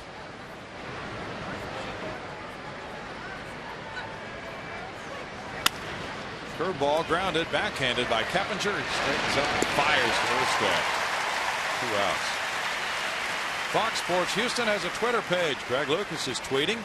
Sign on for additional information and insight at twitter.com/FS Houston. He's been there tweeting all day. He was not tweeting yesterday because he was doing a college game. And you cannot tweet and broadcast at the same time. No? I'm guessing he can. He might be. Yeah, he could. Jody Garrett with ball one. Garrett is 0 for 2. He did the A&M UT game. Aggies 3-0 victors, I believe, in that ball game. Yeah, they got a gem from a left-hander, a freshman, he said. Shutout, so we'll keep an eye on that young man.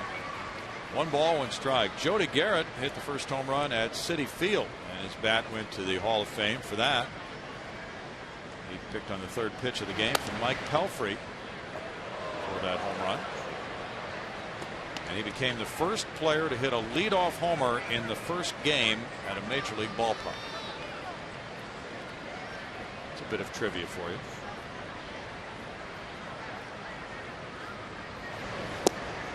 Curveball struck him out. Now Charlie has returned for Roy Oswalt. That's his 3rd K of the game. He has a quick 5th inning and leads it 9-2.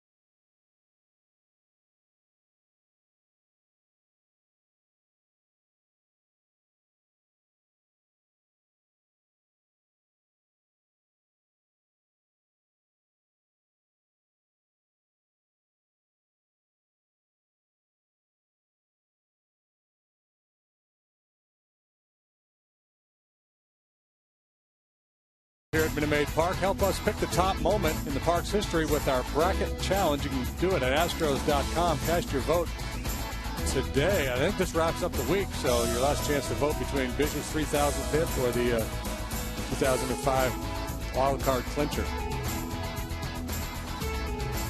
Do your homework. It's being informed electorate. Chris Burke has moved to second base. Luis Rodriguez in the game at shortstop. And Roy Oswalt is the batter here in the bottom of the 5th inning. It's a 1 ball, 1 strike count. David Eckstein leaving. He was hit by that pitch in the 4th inning. So Burke has moved over to second. Up the middle, off the leg of Perdomo, and Burke will not be able to retire Oswalt. Roy picks up hit number 2 of the season. Talk a lot about hitters sniffing a hit when they hit a slow roller or they got a potential infield hit. Nobody sniffs it more than a pitcher who doesn't get many hits or many opportunities. Watch Roy. He got a 9-2 lead. He's going to give it everything he's got, making sure he gets that knock. Well, he knows he's got to compete with Mike Hampton. And Hampton has 3 hits, so Roy moves into second place on the pitching staff with number 2 of the year. And last night we talked about, it might have been Wandy's game, but one of them said, maybe the best stat for a pitcher is how many at-bats you get in the game. You get 3 or 4 ABs, you know things are going well because you're in the game. But if you're getting your 3rd plate appearance of the game as a pitcher and it's the 5th inning, then you're really feeling good because you know the boys are putting some points up on the board for you. 9 runs on 11 hits for the Astros. Matsui has scored 2 of those runs. That's the one. That's the one Righetti was talking about right there. That's 94 with power sink, straight downer. That pitch could drill for oil. Way upstairs. There's the inconsistency. That's not even close.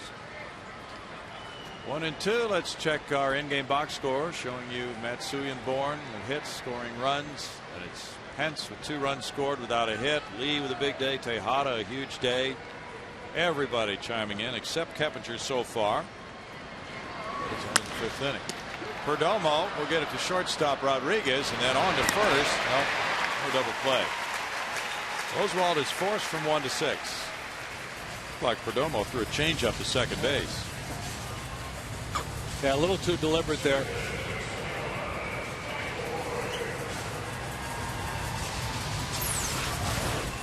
So many times you see a pitcher make an errant throw here, so he took his time and just kind of goosed it out there. And credit Matsui not giving up on the play, hustling down the line. Michael Bourne singled, stole second, and scored in the 4th.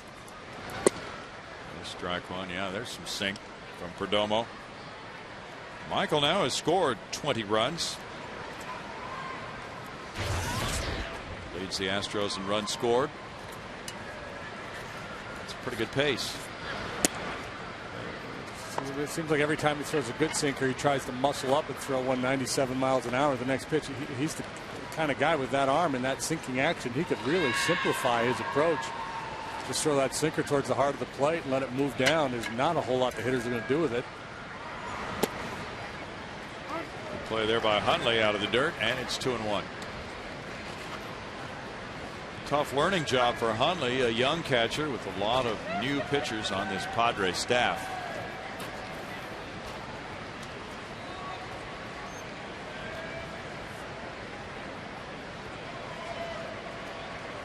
Hunter Pence is on deck.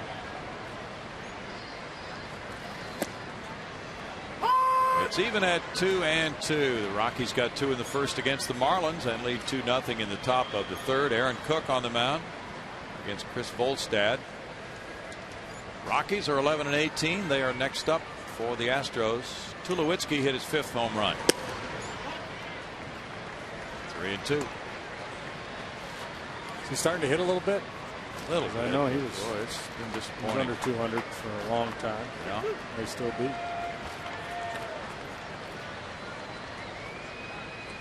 It's been something in Colorado that they really had hoped would be much better. The runner going now and foul back. And for the Astros series starting Tuesday night, that'll be 7 o'clock for the pregame. It'll be Felipe Paulino and Ubaldo Jimenez. What's on tap with the Astros, brought to you by Bud Light. There is that matchup, 7 o'clock for Astros Live. Paulino 1-2, a 2.55 ERA as a starter. Jimenez 2-4 with a 5.45. He's 1-0 against the Astros in 2 starts. Goes to first on Matsui with a 3-2 count on Bourne, and Pence waiting next. In the West, the Dodgers still way out front by 5.5 on San Francisco, 22-10. And then San Francisco, San Diego, Arizona, and Colorado's in the basement, tied with Arizona. Runner going, it's tapped to shortstop. Rodriguez throws to first. Out, just barely got Michael Bourne. 2 outs.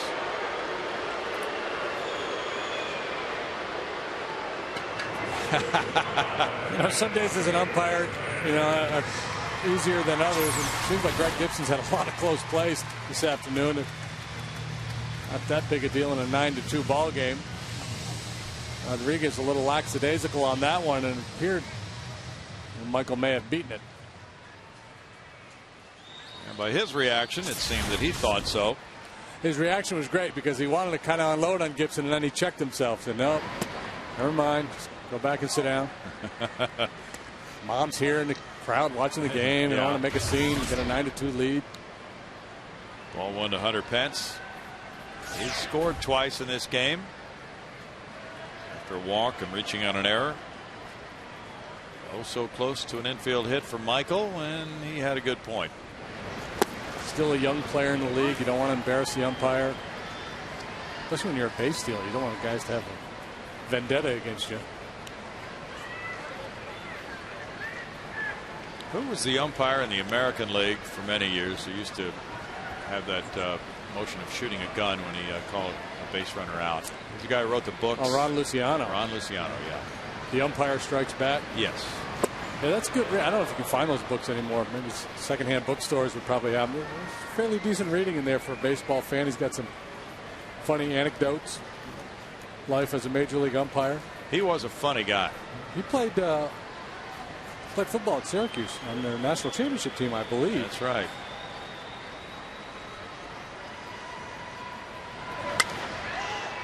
In the air and chased by the third sacker, and now let's see if it hit something at the top. Yeah, it did. It's out of play. It's caught, but it hit a girder at the top of the roof over foul territory, which makes it out of play. The count goes to 2-2. I wonder what Ron would have called there. Well, he had a definite flair for his calls.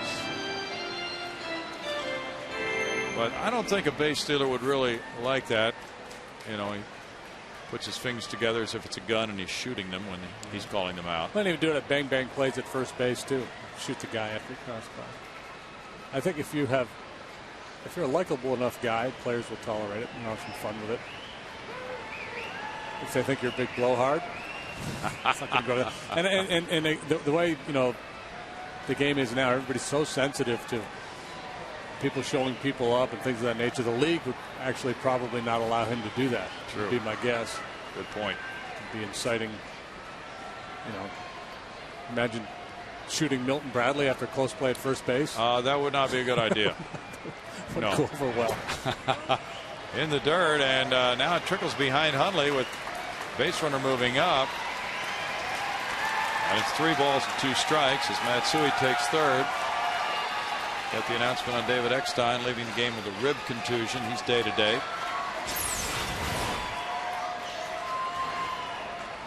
And again, Hundley.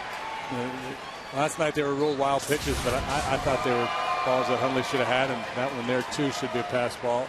Well, Hundley admitted after the game in some quotes that he thought he should have made both those plays. Now there's a walk for Hunter Pence, another one. 2 last night, 2 today. And it's not easy for Hundley. He's been back there a long time this afternoon. The Astros continue to put base runners on, so he's had to deal with a lot of pitches already. Perdomo, not exactly predictable out there. He's not sure where it's going. And he's got great movement on that sinker. Not an easy guy to catch. Hunter Pence now has drawn 16 walks. Last year he had 40 all year. Carlos lead. 2 hits and a walk, 2 runs batted in. 7 for 10 in this series.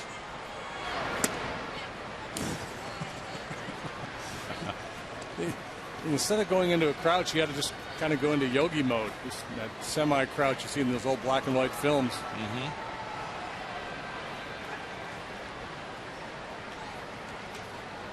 Don't think of yourself as a catcher. Think of yourself as a goaltender.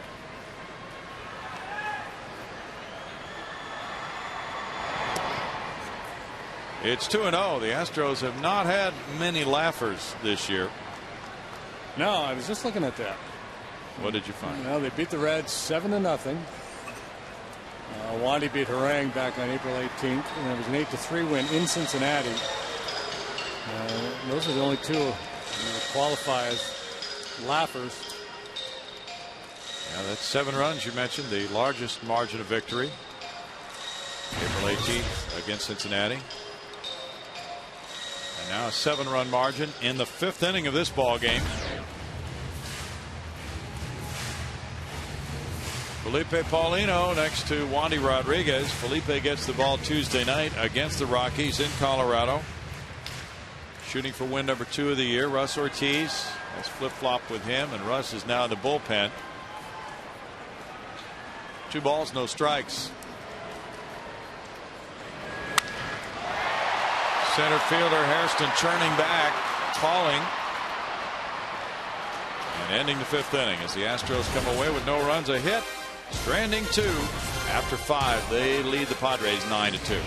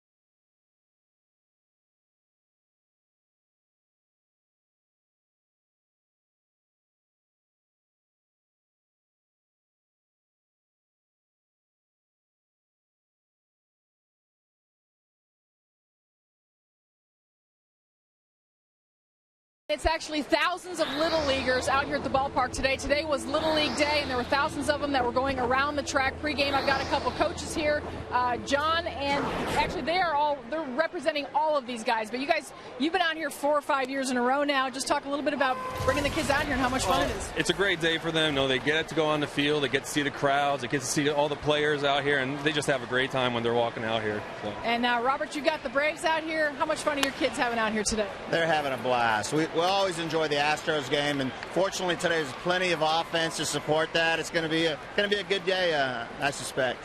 All right, guys, y'all having a good time? Yes! All right, well, these are the Progressive fans of the games. Guys, you're going to have to divvy this up amongst yourselves. Thanks so much for being our fans. Guys, let's go back to you. Go Stros! Thank you, Patty. That was a leadoff single here in the 6th inning by Luis Rodriguez in his first at-bat of the game. Something to get those kids some Cracker Jacks. Yeah. That's hit number 4 for the Padres. Adrian Gonzalez is 0 for 2. That one sends Michael Bourn back deep into left center field, all the way back to the wall. Wow. Adrian Gonzalez, a long 2-run homer, number 10. And the Padres strike on their second 2-run homer of the game. Gonzalez now with 22 runs batted in, makes it a 9-4 game. Well, clearly one of the better hitters in the game, and probably the most underrated, underappreciated player on a national level. The Padres haven't been very good, and he doesn't get a lot of attention back east, but this guy can flat out rake. It's not the easiest game to pitch in if you're Roy Oswalt. For starting pitcher, when your club has scored this many runs, you're appreciative of it, but it's tough to pitch a dandy when you're in the dugout as much as he has been. Tough to stay in rhythm. But you'll take the runs. It's a trade-off you're willing to take. Gonzalez with his second career homer off Oswalt makes it 9-4.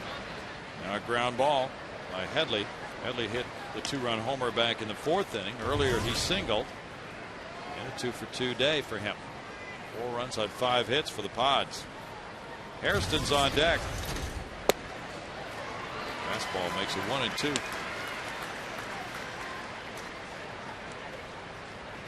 Win today would give the Astros actually 2 consecutive series sweeps against the Padres. They swept them in a 2-game set here last April. Struck him out. That's number 4. It's almost like he can strike people out at will. He's only got 3 strikeouts today. The first, or 4, excuse me, but the first 2 came after the home run double, the back-to-back extra base hits in the 4th. And he said, okay, enough of that, and he punched out the next 2. And after this home run, he says, wait a minute. Let's just check that. Here's the hat of the day. Oh, yes, it is.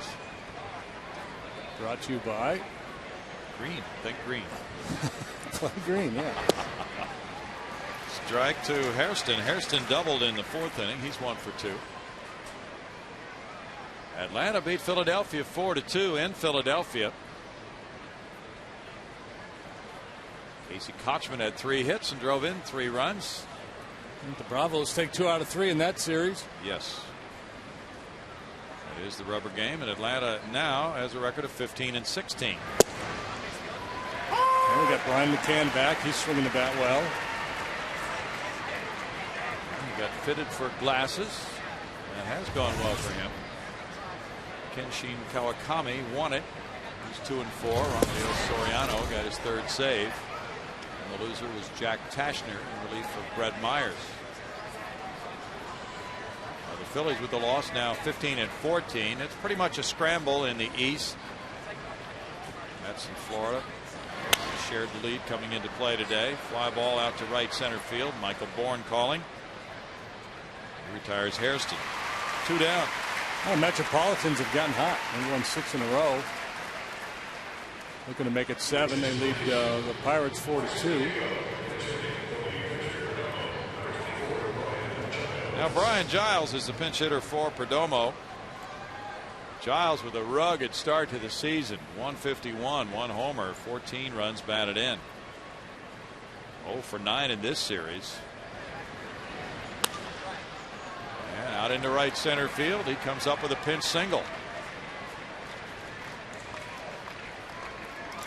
Hit number 3 of the inning. And number 6 of the day for the Padres. That is their 10th pinch hit of the season. Giles aboard for the number 7 hitter Hundley, who's walked and struck out. Cleveland's batting in the bottom of the 9th, trailing Detroit 5-1. Yankees lead Baltimore now after getting 4 in the top of the 7th, 5-3. Hundley takes ball 1.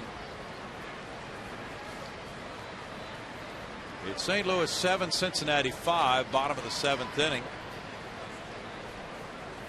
We'll see if the Cardinal bullpen can help in the late innings. 2-0. That is their first series against each other this season. And the Reds have gotten off to a nice start. They're 17-13. Just a game and a half behind the Cardinals. They play them today. Reds are trying to sweep that 3-game series.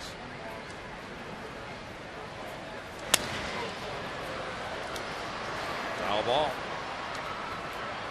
Well, the Reds entering play today tied for the second best team ERA in the National League. Dodgers are best, then San Francisco and Cincinnati. And considering where the Reds play their home games as opposed to the Giants, that's pretty impressive.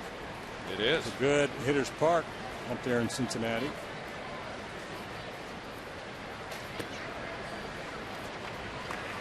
Three balls and a strike. Johnny Cueto has looked good in the early going. And really, and if you account for the ballpark, Cincinnati might be better than LA this year too. Yeah.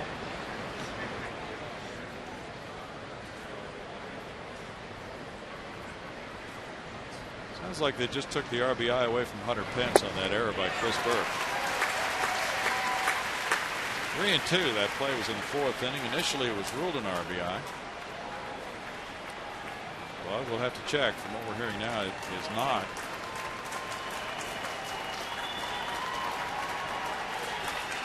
Luis Perdomo in 2 innings allowed 4 hits, 2 runs. One of them should be earned. 1 walk and no strikeouts. And there's a walk. So the 4th base runner of the inning, Hundley, goes to first with Giles taking second. Second walk of the day for Oswalt has also hit a batter. And Dewey Robinson is on his way. Roy is about to throw his 100th pitch to Chris Burke after this little talk. Lefty Tim Burdack is heating up in the bullpen along with a right-hander. Alberto Arias, he throws every day. Every day Alberto. He's young. He can handle it.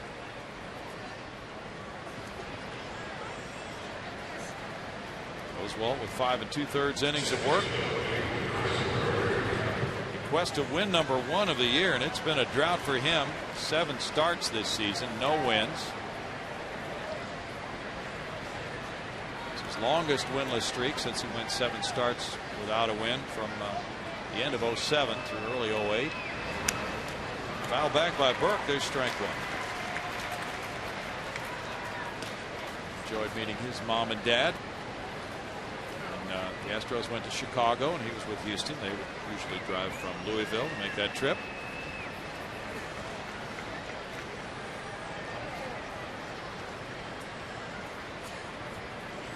Everett Cabrera, the young Rule 5 shortstop, is out on the 60-day disabled list. And the Padres probably had earmarked a lot of playing time for him. No balls, 2 strikes.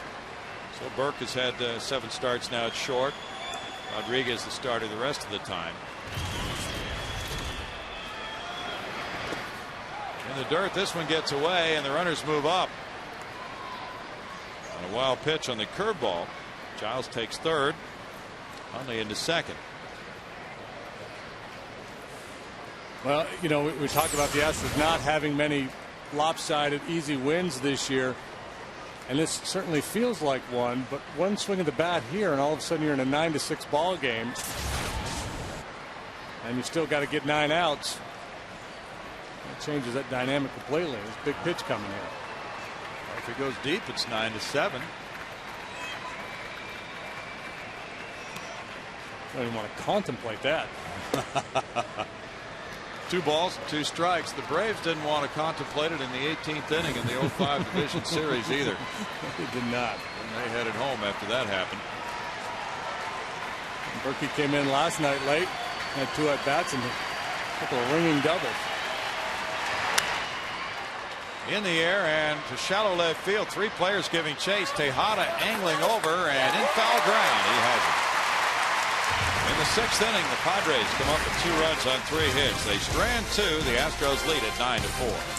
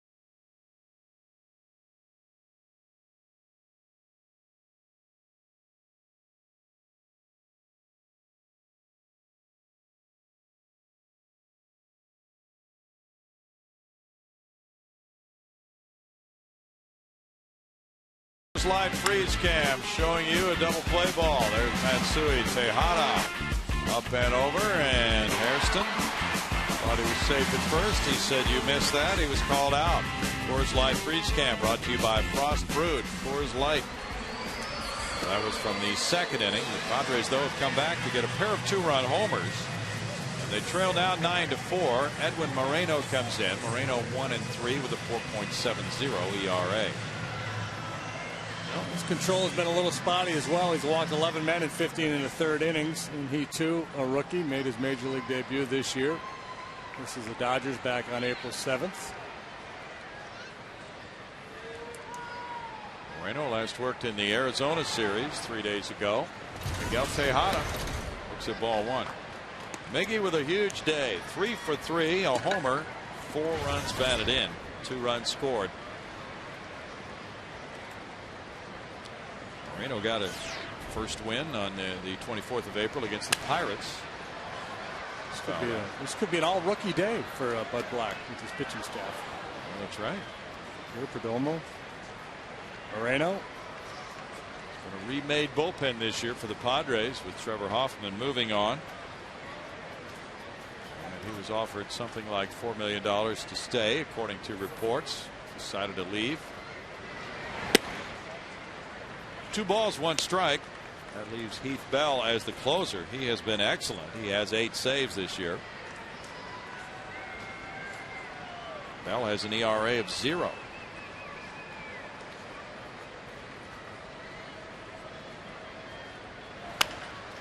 Grounded foul, 3rd base side. Remember Archie Bell and the Drells? Yeah. Maybe in San Diego they'll have Heath Bell in the Oh Wells. Well, they might. Because it's a cast. Well, Ray Meredith has 4-0 record. And Duano Sanchez, although not pitching well this year, has been around a little bit. I like that Gregerson. Yeah, Padres like him. They've been putting him in a lot of tough spots early in the season. They also have a rookie left-hander, Arturo Lopez, out there in their pen. Padres bullpen has accumulated more than 97 innings coming into this game today. Bullpen started its day in the fourth. Tejada smacks that one foul with a pink bat. Still 3-2 as Moreno works. Rick Porcello in Detroit down Cleveland 5-3. Porcello going to 3-3, beating Anthony Reyes. He's 1-1. Jeff Larish hit his second home run.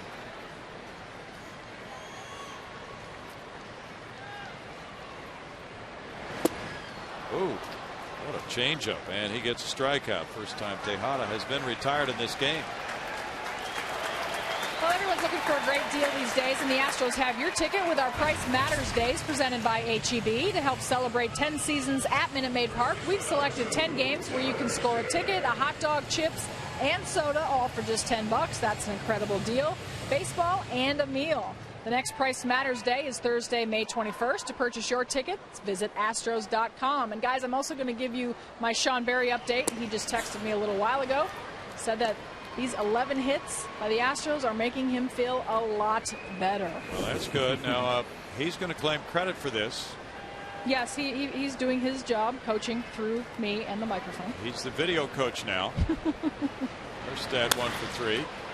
Fly ball left field shallow.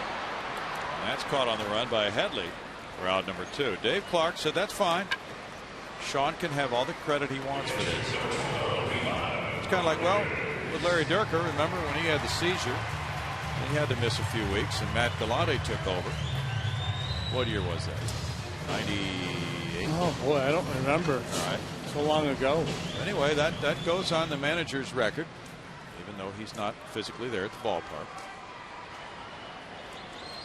Luis Rodriguez has an RBI triple.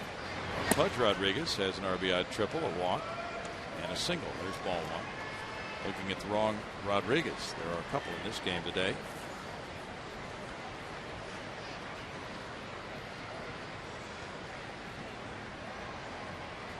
Got verification from Pudge the other day that indeed he did throw 7 no-hitters in Little League. Did he? Yeah, 2 in one day.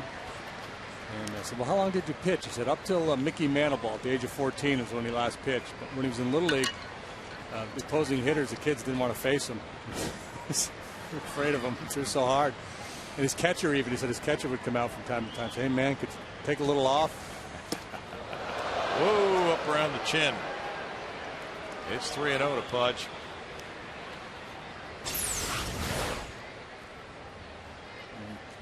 Pudge saying, you know, come in, that's fine, but be careful, that's a little close to the coconut.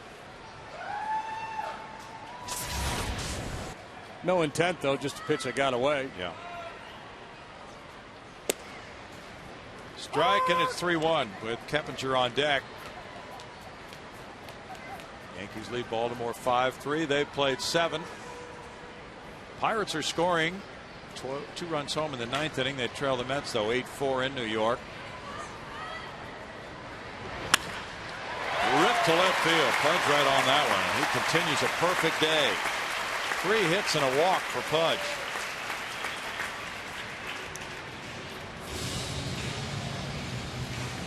It's a dozen hits for the Astros.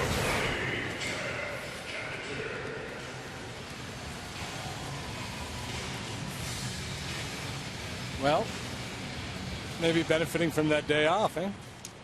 Quite possible. Big part of it. We got these veteran players. You got to, and these are veteran players that love to play, so they're not going to pull themselves out. Guys like Pudge and Miggy. Ball to Keppinger. Keppinger's 0 for 3. Jason Michaels on deck.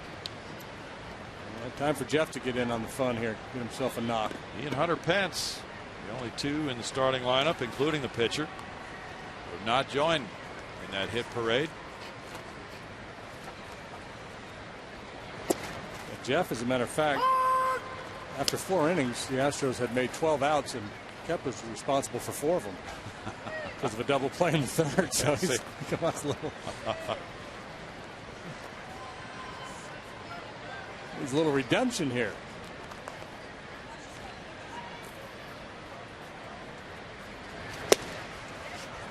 Takes it for a strike, and it's 2-1. So Oswalt will be leaving for the pinch hitter, apparently. Count 1 and 2 after Roy went 6 innings. How about his little guy running the bases last night, Keppinger, after the game? Oh, that was classic. Before the fireworks. He's got this little toddler who's out running the bases. And unbeknownst to him, the whole ballpark, everybody's here waiting for the fireworks. And as he crosses home plate, everybody erupted into applause. He was completely oblivious to it. The little guy just out having some fun. That little dude is non-stop motion. Yeah. His wife is usually tossing him a baseball in the hallway outside the Astros clubhouse after the game every night. Swing and a miss, struck him out, and that's strikeout number 2 for Moreno to end the 6th inning with the Astros up 9-4.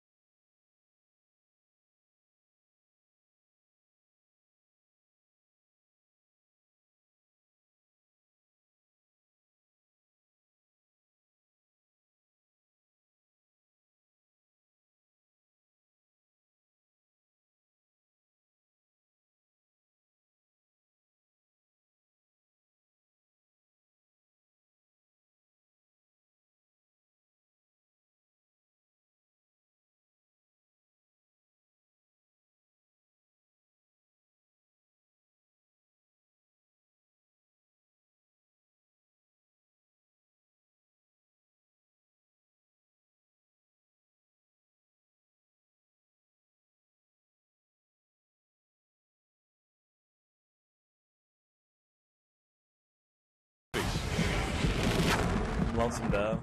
I mean, there's a lot of them. Some of them aren't necessarily the most appropriate for a family television show, but if you gave me a situation, I could probably tell you exactly what was said in that particular scene. And as Lance watches, this is our Astros call to the bullpen, brought to you by Verizon Wireless, bringing in lefty Tim Burdack with the 9-4 lead to work the 7th inning. And 9-1-2 due. The 9-hole hitters. Edgar Gonzalez came in the double switch earlier. Look at the numbers on Tim Burdack. Lefty 6 for 22 against him. He worked Thursday. He's been effective so far this year. First pitch is ball 1 to Edgar Gonzalez. Burdack's had a couple of long outings too. 1 run in an inning and 2/3 on Thursday.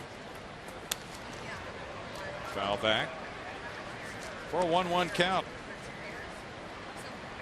Wesley Wright worked to just 1 batter last night. Burdack on Thursday against the Cubs.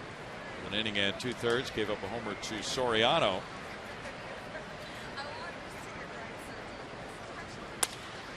Bouncer to second, Matsui. On to Erstad, 1 out.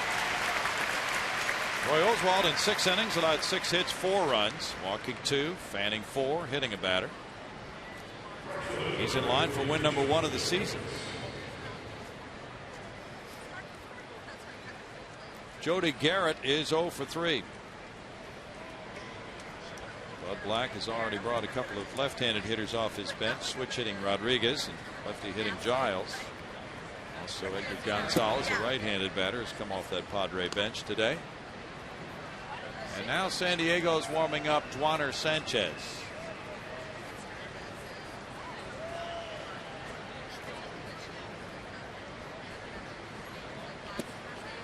Burdack delivers a strike. That makes it 1-1.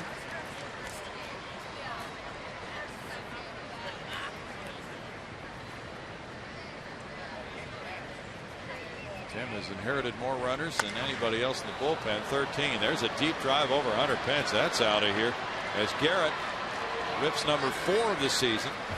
That makes it 9-5 now. 3rd home run by the Padres in this one. And that's 9 runs batted in for Jody Garrett this season.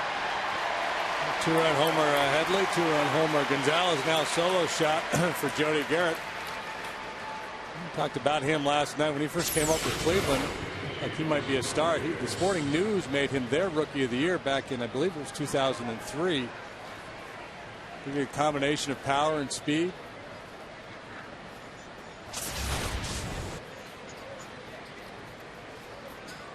And now a 4-run lead for Houston, and it's Rodriguez. Rodriguez singled in the 6th inning, rode home on the 2-run homer by Gonzalez, who takes ball 1 there as he bats right-handed this time. He's hitting .316 as a right-handed batter.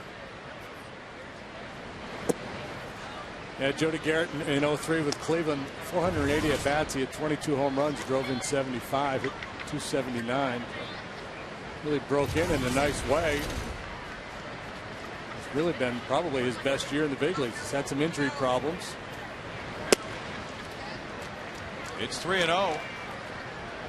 Burdick is holding left-handed hitters since 2007 to a .169 batting average.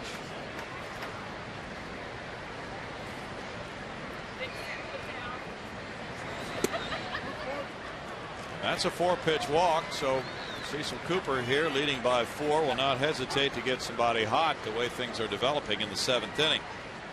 Let's go to Patty Smith. Well, guys, here's a pretty neat thing we've been telling you about the past couple days. Major League Baseball and People magazine are looking for individuals who have made a difference in their community. 30 everyday All-Stars will be honored at the 2009 All-Star Game in St. Louis. To nominate, just go to peopleallstars.com. Guys? Thank you, Patty. Dewey Robinson at the mound. Burdick making his 13th relief appearance of the year. Troy Hawkins leads the club with 15, along with Jeff Geary, who has that same number. Chris Sampson and Wesley Wright have 14. So it's a group of hard-working relievers. And Alberto Arias is now warming up. Problem with this game from the Astros point of view is that it's baseball. Yeah. So if it's any other sport, you'd have a clock. And if you let the clock wind out, but you know, this one you got to get 27 outs, and the Padres just kind of keep hanging in there. Padres are not known as an explosive team, but they've hit 3 long balls today. Gonzalez has been kept down to a .263 average by lefties. It's 2-0. Astros relievers with 110 innings pitched this year. Tops in the National League. They're second in strikeouts among National League bullpens with 89. They will welcome that day off tomorrow. And now 3-0. Rangers lead the White Sox 7-1 in the top of the 9th inning at U.S. Cellular. Vicente Padilla pitched 7 sparkling innings, giving up 1 hit, 1 run. It's 3-1. Arturo Colon went 4 2/3. He allowed 5 earned runs for the Sox, giving up a Hank Blaylock homer, number 8. Chris Davis hit his 8th. Then Blaylock came back with number 9 of the year. Foul ball. Makes it 3-2 now. Well, a 9-5 game between these two clubs goes against the grain of what they have done to this point of the season. The Astros 13th in runs scored. The Padres 14th in the National League. 30,023 is the paid attendance. But the Astros have hit 276 in May. Matsui to his right. Oh, it goes through his legs and on through into left center field. While Rodriguez takes third base. Matsui was scrambling to get his footwork so he could get that toss to Tejada to start a double play. And then it looked like it hit him on the ankle and went right through into left center. Now Cecil Cooper will head for the mound. Kazuo, instead of backhanding this ball, is trying to get in front of it and never able to get the glove down. That was an issue for him when he first came to the States. He didn't like to backhand the ball, and they had to work hard at it with him, and obviously it still is an issue from time to time. So Burdak could have been out of the inning, but instead it's a pitching change with the score. Houston 9, San Diego 5. Back in a moment.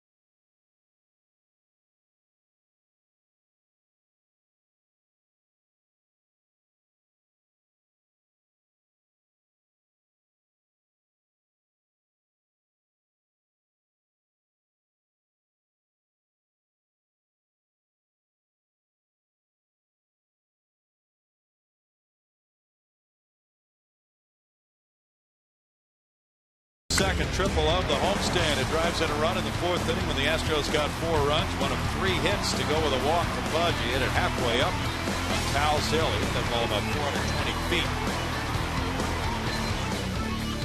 The Astros are eating their 9 runs so far. They lead it now 9-5. 1 run home for the Padres on the Garrett homer here in the 7th inning.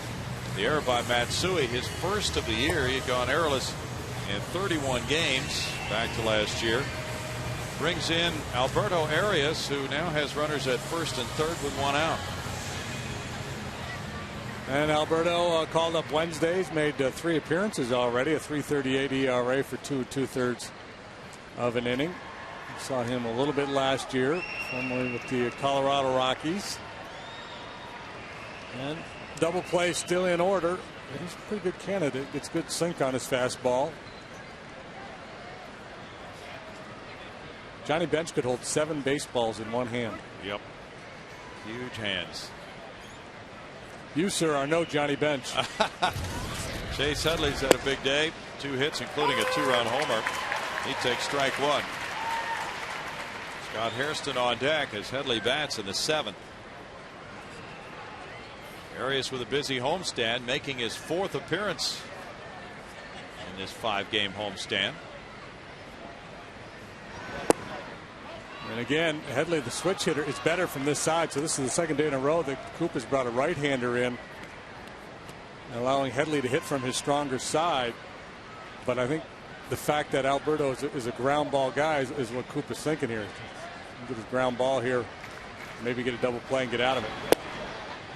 He catches the corner, and it's 1-2. Arias has retired all 4 of the batters he's faced, but here in the 4th, Headley drove one and could not be caught. Over that bullpen in right center field.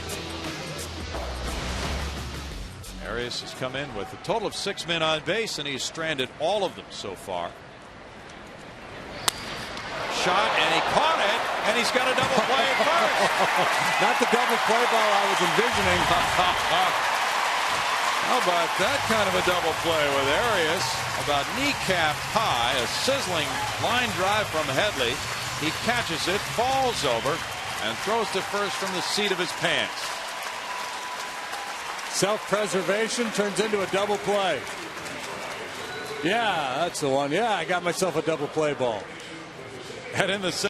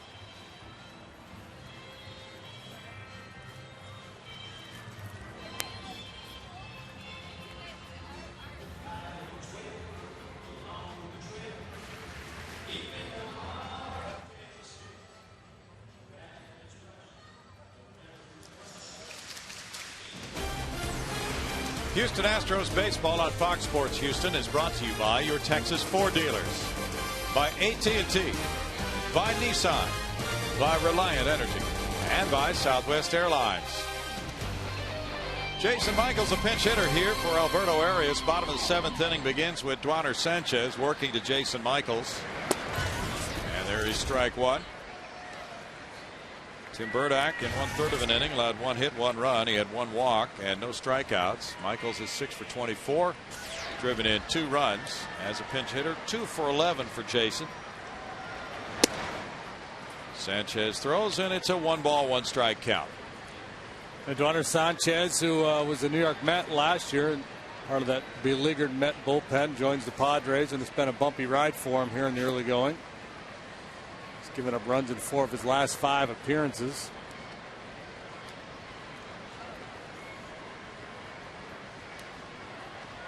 Sanchez now 29. Began his career with Arizona, then he was a Pirate. Dodgers picked him up. Misses there, and he falls behind. 3-1 on Jason Michaels. I don't know if he travels well, but he's well traveled. Yes, he is well traveled.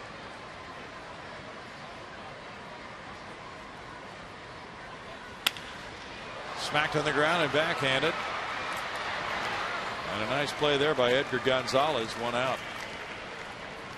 Astros box score brought to you by Firestone, showing you that everybody in the starting lineup so far, with the exception of Hunter Pence and Jeff Keppinger, has had hits. A total of 9 runs on 12 hits for the Astros. Kazuo Matsui has 1 of those hits. He's been hit by a pitch. He's stolen a base and scored 2 runs. Yeah, Duaner had a nice career going, especially that 06 season with the Mets, 5-1 with a 2.60, and then he was in a taxi cab accident, got a shoulder injury from that, and things have never been good for him since then.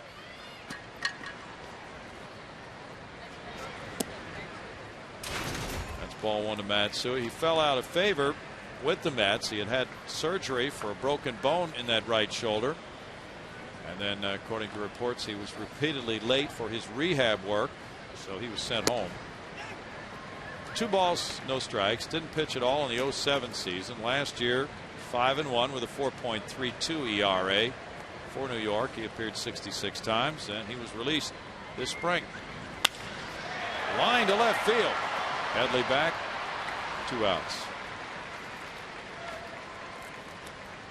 Sanchez retires Matsui, and now it'll be Michael Bourne. And it's funny when you look at his numbers from last year and compare them to the 06 season. His ERA significantly better in 06 than last year, but in so many other categories, strikeout to walk ratio, strikeouts per 9, batting average against, very similar numbers. Sometimes it's just a matter of luck. Strike 1 on a foul tip. Michael Bourne 1 for 4. Look good. I'm going to throw a little chili on there. Oh, yeah. Sheriff Blaylock. 1 ball, 1 strike.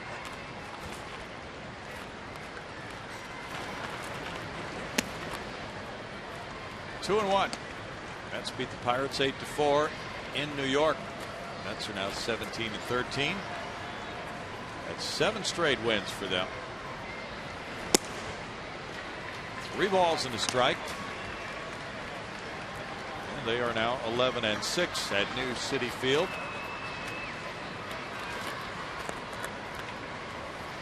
Ian Snell was a loser for Pittsburgh. He goes to 1-5. Livan Hernandez, the winner, is 3-1.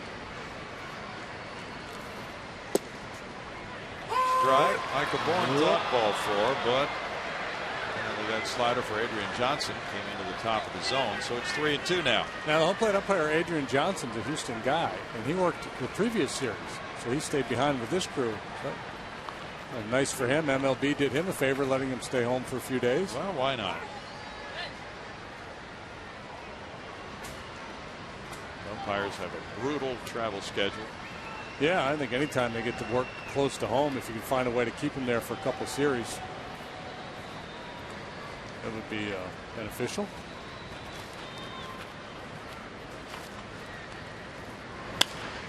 Bourne hits 1 foul and out of play. Still 3-2 to Michael. Cubs are leading 4-2 in Milwaukee in the middle of the 8th inning.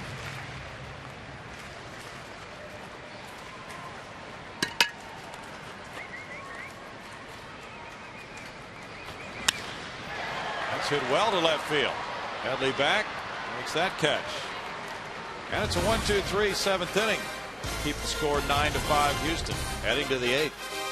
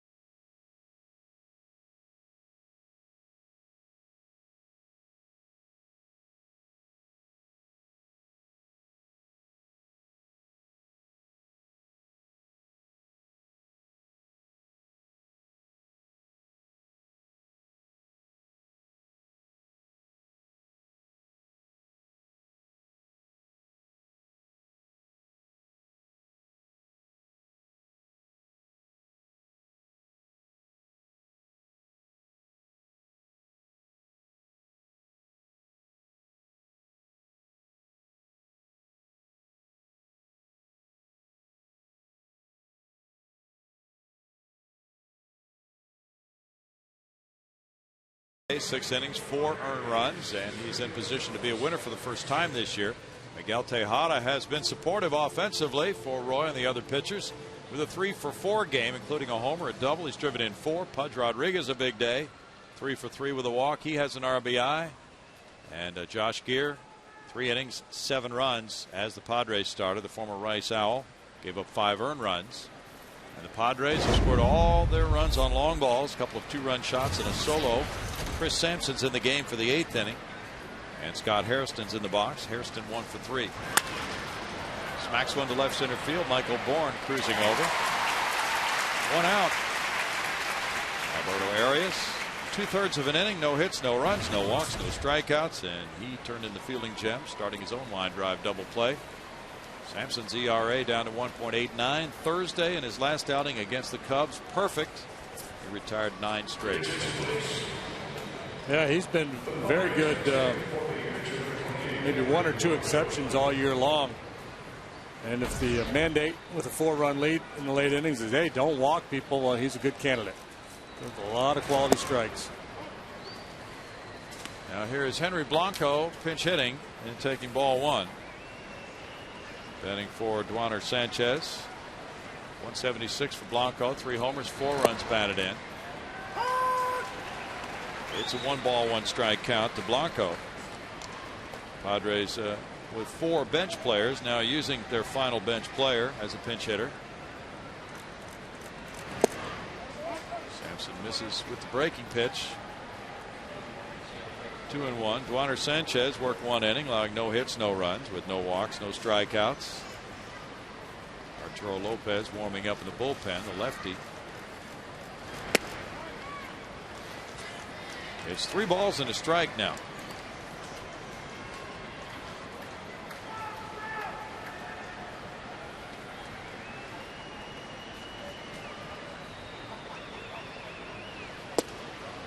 And ball 4 puts Blanco on. I spoke too soon. Patty? Well, if you're traveling and can't watch your Astros, you can always catch the game on your computer with MLB.tv. The ultimate baseball experience featuring 100 out-of-market games per week live on your computer, and catch those that you missed on demand. For more details, visit Astros.com, where baseball is always on. And don't forget, MLB All-Star voting has begun, so vote Astros and vote often, guys. Thank you, Patty. Nick Hundley bats now. He's drawn 2 walks and struck out. Now Pudge Rodriguez goes to the mound. That's strike 1 call. Sampson with a terrific outing Thursday, following a game in which Tuesday at Washington he walked 4 2/3 of an inning. And that's the first time all season he had walked more than 1 in a game.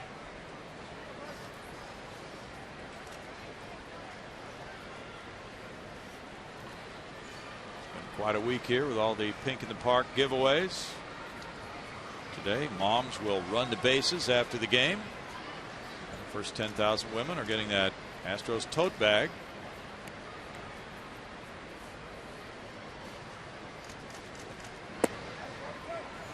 One ball, 1 strike.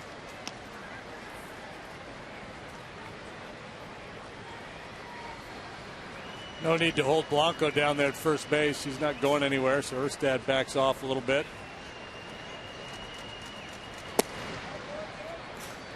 2-1 on Hundley. Chris Burke on deck.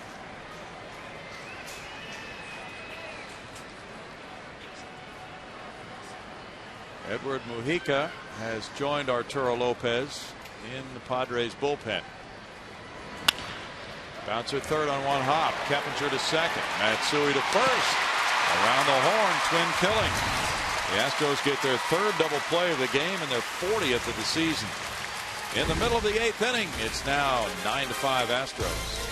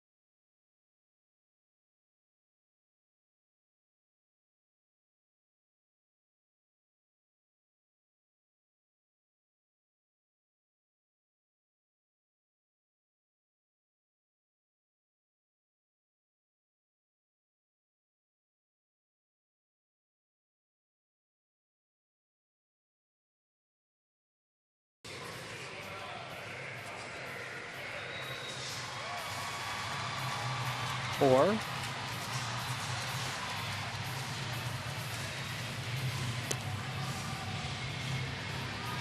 MD Anderson, this day in Astros history, May 10, 1979, Dr. John McMullen purchases the Astros from the Ford Motor Credit Corporation. May 10, 1979. Dr. Mack takes over the reins. He got a deal, didn't he? Yeah, I don't know the particulars. I don't remember. I've heard the story, but I know he did quite well owning this ball club. Yes, he did. And now, many years later, the Oranges are stacked out there in the locomotive at Minute Maid Park. While the lefty Arturo Lopez comes in, and things are not going well for him in his first 3 games with the Padres. Well, another one of the rookies. He was formerly with the Dodgers organization. He's from Mexico. Kulikan. Not a big guy, 5'10", $160. Hunter Pence, the batter, 0 for 2, 2 walks. Good arm. Ball 1. Lopez is 26. Listed at 5'10", 165. 1 ball, 1 strike. Last year he was at Mexico City most of the season as a starter, going 9-3 there with a 3.45 ERA. Pitched 3 times at Portland. That's cracked deep to right center field by Hunter Pence. Outfielder's turning for it. That bounces and goes over the wall. No, it stays in play. Hunter's headed for a triple. Stand-up triple for Hunter Pence, his first of the year. And he now does join in this hit parade. And even though he didn't have a hit, he was having a good day at the plate. He drew 2 walks, reached on an air and a ball that was hit well. It could have been ruled a base hit. And he's had a good day at the plate and rewarded for his hard work. And driving the ball the other way. The hitting coach, John Barry, you don't like that. He spent a lot of time working with Hunter Pence, and the patience paying off. And he certainly knows what to do when he gets a pitch up there. Triples. We've had a lot of triples lately. It's a fun play. 2 more today. Carlos Lee, the batter, infield in. There's ball 1. You got this rookie left-hander on the mound with the infield in and a man on third base. You got to like Carlos's chances here.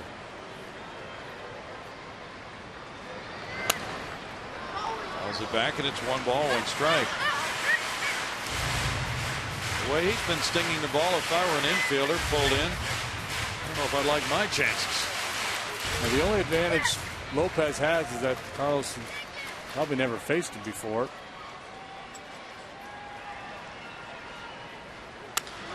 Oh, he tattoos that one to left field, and it reaches the seats. 2-run homer for El Caballo, his 3rd hit. A 4 RBI game for Carlos Lee, giving him 26 runs batted in. And it's 11-5 as he hits number 6 of the season. That was hit so hard, but not very high, and it barely reached the seats. The trifecta of Tejada, Rodriguez, and Lee. My goodness. Are they getting it done this afternoon? That is the biggest game for the Astros offensively this season with 11 runs. Now Tejada with a bouncer to third. That's out number 1. Wonder how many times Lance has uttered the phrase, "You guys don't need me," down there in that dugout this afternoon. 14 hits today also ties the Astros' biggest hit output in a game this year. So Lee single double homer as Berkman heals with the left wrist alongside Jason Smith on the bench. Erstad is 1 for 4.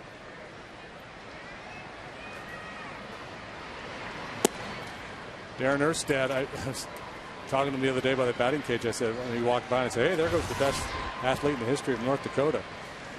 And he said no, and he mentioned some football player, but Roger Maris is from North Dakota. Yeah. But Erstad, so check out his resume. He was he scored 36 goals for the high school hockey team his senior year. He was the state champion in the 110 and the 330 hurdles. Of course, you know he was the punter at the University of Nebraska. And of course, his major league playing career. This guy could do it all. Good play there on him by Gonzalez, who tosses to the pitcher Lopez covering. It looked like a hit off the bat. This replay of the game is brought to you by Chivas. And it's a line drive double play in the 7th inning. Runners at first and third, 1 out. Alberto Arias catches that scorching line drive off the bat of Headley, falls down and throws to first for the 1-3 double play. And that's a good advanced scouting there. Told the pitcher to play up the middle against Headley. Should have moved him back deeper, though. Charge that ball next time.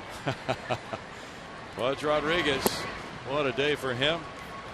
3 for 3 with a walk. There's ball 1. 11 runs on 14 hits for the Astros. Extra base hits. 2 homers, 2 triples, a double in the game. 5 for extra bases. Yeah, Pudge having a day like that, and it's probably good enough only for the bronze medal here today. What Miggy and Carlos are doing. Yeah. Miggy with 3 hits, 4 runs batted in. Carlos, same thing, 3 hits, 4 runs batted in. Keppinger's on deck. That one goes foul, and it's 1-2. Albert Chamberlain and the Yankees beat the Orioles 5-3. Home runs from Teixeira, Cano, and Damon. Aubrey Huff hit number 6 for Baltimore. The loser was Jim Johnson in relief. Mariano Rivera got save number 6. That's hit hard to right field. Deep. That gets out. A home run to the opposite field by Pudge Rodriguez, number 299 of his career.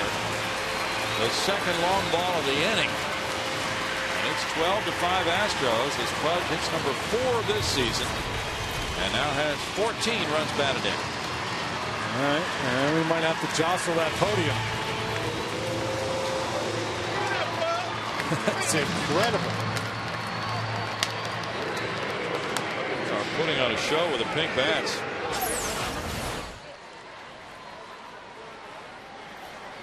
That wasn't a pink bat, but hit very well.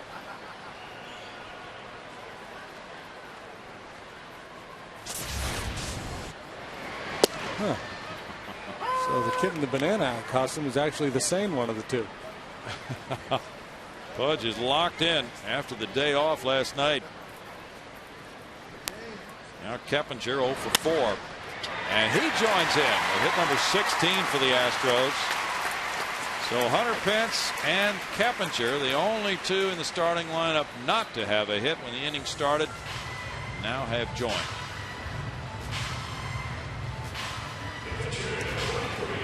Those guys are going to wish there weren't an off day tomorrow. Big day. 12 runs on 16 hits. Let's get Sampson knock here. He can swing it. Yes, he can. Good chance for him to just finish out the game now and save LaTroy Hawkins for another day. Bounce to the shortstop. Rodriguez takes it for the unassisted play. And the Astros in the 8th inning come up with 3 runs on 4 hits and leave a man. Going to the 9th, it's 12-5 Houston.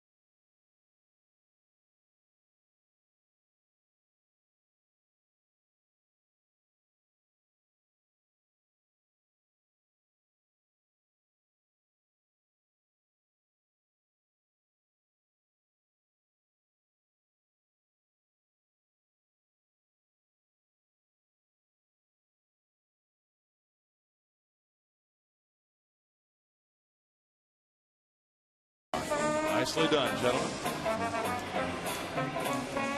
And There's been a lot of action today. 12-5 Astros. Darren Erstad has moved to left field now. Carlos Lee coming out of the game after 3 hits, a homer, 4 runs batted in, a walk. Jeff Blum is in the game at first base.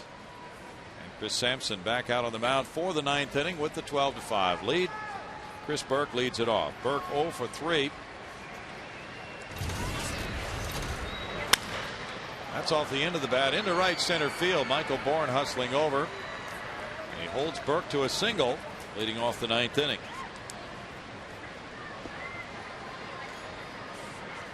Hit number 8 for the Padres. Gonzalez will be next. Gonzalez 0 for 2 with 2 groundouts on the day. The Astros trying to sweep a 3-game series for the first time this season and also have a winning homestand for the first time. They would be 3-2 on this homestand if they get this one. There's ball 1. Making strike 1. Like it might have been high. A win today would give the Astros a 14-17 record. Moving on to Colorado for Tuesday night's opener. Then to Chicago next weekend. And the Astros will have a chance to do something about their record within the division of 7-14. If they win this one, they're 5-1 against the NL West, having won 2 of 3 from the Dodgers earlier.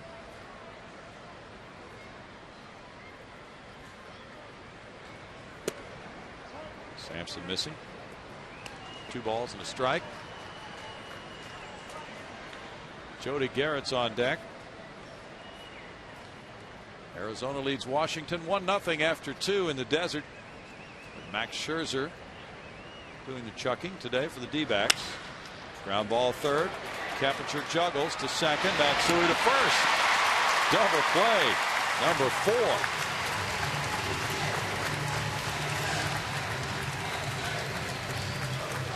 Well, the Astros celebrate 10 years at Minute Maid Park. Pick the best moment in our 10-year bracket challenge. Do it at Astros.com. Final chance to vote this week. Biggio's 3,000 hit or the 05 wild card clincher are the candidates. 4 double plays in one game. Another single game high for the Astros here in 09.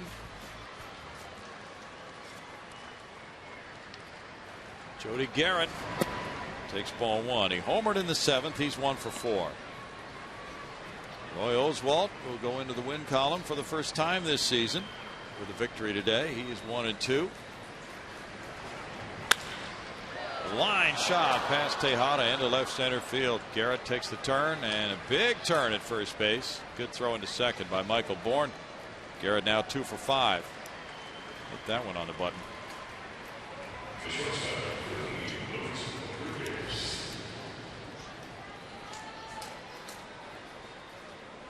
Luis Rodriguez entered the game and has gone 1 for 1 with a walk since he came in. A single and that walk.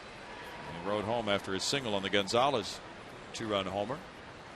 Coming up, Astros Live. Bart Ennis and Steve Sparks waiting to join you after this ball game with highlights and analysis and the post game from Cecil Cooper, plus a Rockies series preview. So Mike Hampton goes back to Coors Field, where he once hit 2 homers in a game against the Astros. It's 2 balls, no strikes. That ought to be fun. What, Hampy's pitching the middle game of that series? Yes, Wednesday night against Jason Marquis, who was 5-0 lifetime at Coors Field, but then he lost a game. Yeah, he's been pitching well for them. And Marquis 4-2 with 3.92 ERA. 2 balls and a strike. An ERA below 4 in your home park is Coors Field, and you're doing quite well. Yes. There's Berkman and Jason Smith there on the bench. They have watched the Astros put on a show. Roll to second, and the show comes to a close. With Roy Oswalt going to 1-2, Chris Sampson gets the final outs of this ball game. The Astros